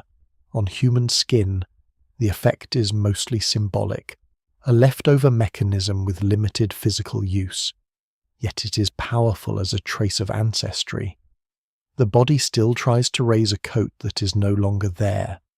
A person standing in a cold wind, skin prickling, is carrying an ancient reflex across a changed surface. No single explanation fully accounts for every patch of surviving hair. Some protects, some signals, some senses, some reduces friction, some may be evolutionary leftovers not costly enough to disappear. This is important because evolution is not an engineer cleaning up every unused detail. Traits persist when they are useful, but also when they are harmless, tied to other traits, or only weakly selected against. The human hair pattern is therefore not a perfect design. It is a history, full of compromise. The hair that remains also shapes identity in ways far beyond biology. Scalp hair becomes one of humanity's most visible cultural materials. It can mark mourning, rank, religion, rebellion, age, gender, profession, beauty, captivity, punishment, or belonging. It can be cut off to shame someone or grown long to honor tradition. It can be hidden, displayed, dyed, braided, shaved, covered, or offered to the dead. The biological fact is simple hair grows from follicles. The human fact is enormous. Hair becomes meaning. This symbolic explosion is possible because most of the body is not covered in a uniform coat. A chimpanzee cannot style bare skin and scalp hair in the same way a human can. The contrast matters. Human nakedness makes remaining hair more noticeable. Patches become signs. The absence around them gives them emphasis. A beard stands out because the cheeks around it can be shaved. Eyebrows speak because the forehead is visible. Scalp hair becomes dramatic because the face, neck, shoulders, and body do not disappear under continuous fur. The evidence remains incomplete about when each modern hair pattern fully emerged. Genetics can illuminate some pathways, and comparison with other primates can suggest functions. But the precise sequence is uncertain. What survives in the body suggests layered evolution rather than a single event. Hair thins where sweating and heat loss matter. Hair persists where protection, scent, expression, friction reduction, or sexual maturity matter. Fine hair remains where touch still benefits. Reflexes remain where ancestry has not erased them. So the human body is not simply naked, it is selectively haired. It is a landscape of absences and survivals. Every patch carries a possible memory: the sun over the head, sweat near the eyes, scent at puberty, touch across exposed skin, the vanished coat rising briefly in goosebumps. The lost fur did not disappear cleanly. It withdrew, leaving islands behind. And those islands warn against any easy answer. If hair loss were only about heat, why keep scent hair? If it were only about parasites, why preserve scalp hair for lice to inhabit? If it were only about sexual display, why retain fine sensory hairs across the body? The pattern itself points toward a more tangled truth. The human coat was not lost for one reason. It was rearranged by many pressures acting together. And the final mystery is how to weigh them without pretending that evolution had a single plan. The danger in a mystery like this is the desire for one key that opens every lock: heat, parasites, sex, infants, clothing, sunlight. Each explanation seems, for a moment, to stand at the center. Each has evidence behind it. Each solves part of the puzzle. But the human body refuses to become simple. The pattern of hair loss is too uneven, the timeline too difficult, the fossil record too silent on skin, and the pressures too intertwined. The more closely the story is followed, the less it looks like a single cause and the more it resembles a convergence. Heat remains one of the strongest explanations because it connects reduced fur with abundant sweating, upright posture, endurance, and life in hot, mixed environments. A body that can dump heat while walking or running gains access to movement when other animals slow down. This is powerful, and it likely mattered. But heat alone does not explain every surviving patch of hair, every social signal, or every later dependence on clothing. It also cannot easily explain why many other hot climate mammals keep fur, sometimes using it as protection against radiant heat. Human nakedness is not simply the inevitable result of sunshine. Parasites also matter. A thinner coat may reduce hiding places for lice, fleas, and ticks. Exposed skin can be inspected, touched, cleaned, and treated more easily. In social groups, this could bring real advantages. But parasites alone do not fully explain the body either. Bare skin can be bitten directly. Many furred mammals live with parasites without losing their coats. The parasite theory becomes stronger when paired with other pressures, not when forced to stand alone. Sexual selection adds another layer because exposed skin becomes visible, readable, and socially charged. Skin can reveal health, maturity, injury, emotion, and scent. Remaining hair can mark puberty, identity, or status. Yet this explanation must be handled carefully. Ancient mate choice cannot be reconstructed from modern beauty standards, and the evidence remains incomplete. Sexual selection may have amplified hair loss once it began, shaping preferences around a body already changing for other reasons. Infant care complicates the story in a different direction. Losing fur makes clinging harder and carrying more necessary. That seems like a cost, not a benefit. But human ancestors may already have been moving toward greater cooperation, tool use, food sharing, and active infant care. A costly change can survive if a social system absorbs the cost. Culture then deepens the bargain.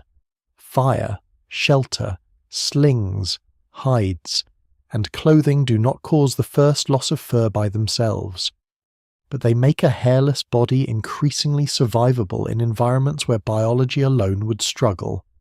No single explanation fully accounts for this because evolution is not a courtroom where one suspect must be guilty. It is more like weather moving through a landscape.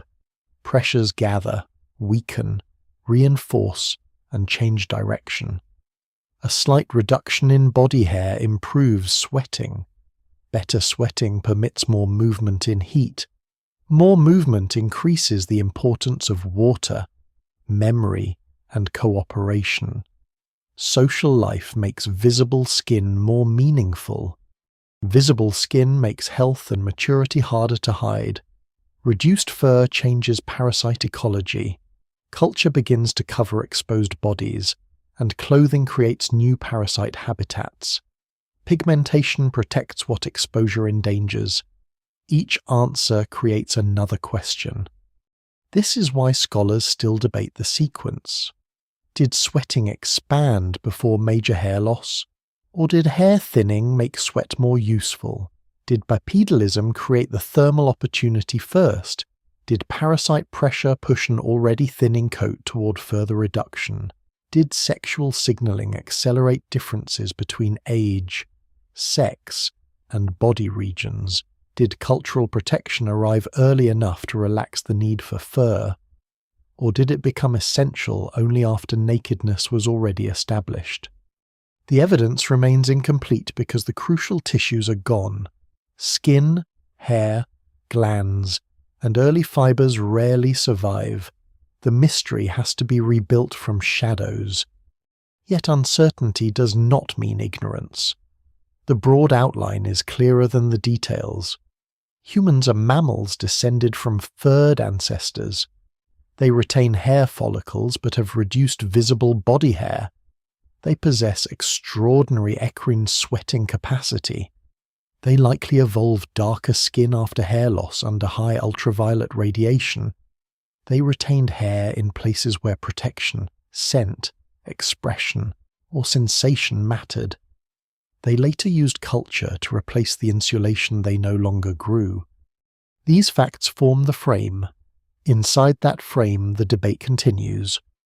There is something deeply human about this kind of answer. The body itself is plural. It is not the result of one need, one landscape, or one invention. It is a record of compromises. The skin cools but burns. Sweat saves but dehydrates. Pigment protects but must balance vitamin D. Hair disappears but remains in islands. Clothing warms but shelters lice. Fire protects but must be tended. Every solution carries a cost, and every cost invites another solution. The loss of fur may therefore be best understood not as a single accident, but as an accidental pathway. Small inherited variations met shifting climates, new movement patterns, parasites, social pressures, and eventually technology. None of these forces knew the future. None aimed at language, art, cities, or science. They acted on bodies trying to survive one day, one season, one birth, one migration at a time. But from those immediate pressures came a surface unlike that of any other ape. Exposed, sweating, pigmented, sensitive, vulnerable, and available to culture. The strange result is that human nakedness made humans more dependent and more flexible at the same time. More dependent on water, shelter, warmth, care, and learned knowledge. More flexible because the missing coat could be replaced by many coats, each suited to a different world. A furred animal carries one inherited answer. Humans carry questions, tools, and traditions. The skin becomes a problem that the mind must keep solving. That is the deeper lesson of the debate. The mystery is not weakened by having many causes, it becomes more realistic. Evolution often works not through grand single explanations, but through overlapping pressures that only look purposeful afterward. Human hair loss may have begun with heat, been shaped by parasites, amplified by social and sexual signals, made survivable by cooperation, protected by pigment, and later extended by culture. The body that emerges from this process is not perfectly designed. It is historically assembled. And that assembled body changes everything that follows. Once humans become exposed animals who must invent their own coverings, they begin living in a new relationship with the world. Skin is no longer merely under the environment, it is in conversation with it. The final consequence of the lost coat is not just biological. It reaches into endurance, migration, intimacy, clothing, identity, and the long human habit of transforming weakness into invention. The accident becomes legacy. The accident becomes visible every morning when a human body wakes and meets the air without a natural coat. It reaches for cloth, fire, walls, shade, water, oil, shelter, or another body. It does not simply live in nature, it negotiates with nature through inventions. This is the legacy of the lost fur, a biological change that may have begun as a response to heat. Parasites, movement, and social life becomes one of the deep conditions of being human. The skin is exposed.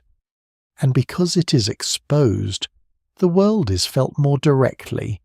Cold is sharper, sun is more dangerous, touch is more intimate, clothing is more necessary, identity is easier to mark. The body becomes vulnerable in ways that demand imagination. That vulnerability is not a weakness alone, it is also a doorway. A furred animal carries its climate with it, but mostly in one inherited form. Humans carry climates they make: a cloak of hide, a woven tunic, a rain shell, a desert robe, a fur-lined boot, a ceremonial garment, a uniform, a burial shroud. All are descendants of the same ancient bargain. The body lost one covering and gained the possibility of many. What began as exposure becomes adaptability. What began as a cost becomes a field for culture. This is why the loss of fur belongs not only to anatomy, but to history. Without the naked, sweating body, human endurance might have followed another path.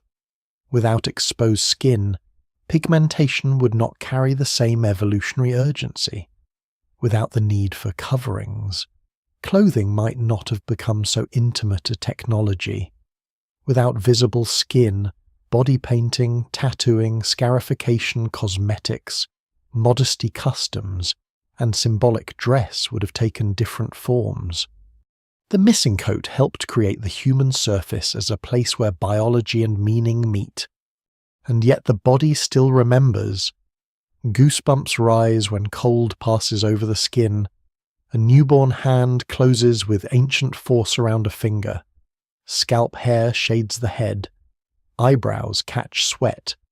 Fine hairs detect the faint movement of air. Underarm and pubic hair appear with maturity. The old mammalian story has not been erased. It has been edited. The human body is not a clean invention, but a palimpsest, a surface written over older surfaces, with traces still showing through. The evidence remains incomplete, and it may always remain incomplete. No fossil will show the first thinning coat with perfect clarity. No ancient skin will appear and announce the moment when sweat became more important than fur. Scholars still debate the timing, the sequence, and the relative weight of each pressure. But the mystery has shape. Humans became the ape that cools by sweating, survives by cooperating, protects itself with pigment, and replaces fur with culture. No single explanation fully accounts for this. But together the clues point toward a transformation, as strange as any lost city or vanished sea.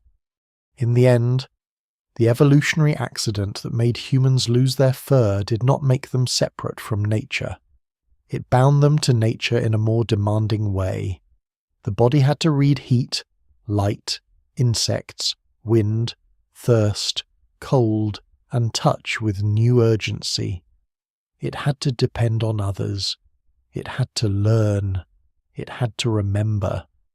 The naked ape survived because it became the covered ape, the painted ape, the shelter-building ape, the fire-keeping ape, the ape that turns exposure into invention. And that may be the deepest legacy written on human skin. Not perfection, not destiny, but a record of compromise. A body shaped by heat and danger becomes a body capable of crossing ice. A creature made vulnerable by losing its coat becomes powerful by making new ones. The missing fur is not an absence after all. It is one of the spaces where humanity began to create itself. The story slows here, not because the mystery is solved completely, but because the body itself has become the evidence. Every human hand resting on bare skin touches a history older than language. Every bead of sweat belongs to a lineage of walkers under a severe sun. Every garment carries the memory of an animal that could no longer rely on fur, and so learned to make warmth with hands, memory, and fire. There is something humbling in that. The great transformations of the past are often imagined as enormous events, Continents shifting, volcanoes erupting, cities falling, oceans rising. But some of the most consequential changes happen quietly, follicle by follicle, gland by gland, generation by generation. A coat thins, skin darkens, sweat spreads, a child is carried, a hide is wrapped around shoulders, a fire is kept alive through the night. From such small changes, a species finds a new way to exist. The human body still stands between two worlds. It is ancient mammal and restless inventor, exposed animal and maker of coverings, tropical survivor and traveller into snow. It carries the memory of forests, savannas, campsites, migrations, cold winds, bright suns, and sleeping children held close for warmth. The vanished fur does not return, but its absence remains active, shaping habits so ordinary they are almost invisible. And perhaps that is why the mystery lingers. Human nakedness is not merely something that happened long ago. It is still happening, every time skin meets the world and culture answers. A door closes against winter, a sleeve is rolled up in heat, a parent warms a child, a runner sweats into the open air, a face flushes with emotion, a scar remains after healing, a body steps into sunlight, carrying no thick ancestral coat, only the long inheritance of adaptation. In the quiet after the story, imagine that body at the edge of an ancient evening. The sun lowers over dry grass and scattered trees. Heat leaves the ground slowly. Smoke rises from a small fire. Around it, exposed skin glows in the fading light, protected by pigment, warmed by flame, marked by labour, touched by others. Somewhere nearby, insects begin their thin music. Beyond the firelight, the old world waits with teeth, cold and darkness. But inside the circle, the naked animal has found another covering, not fur, but belonging.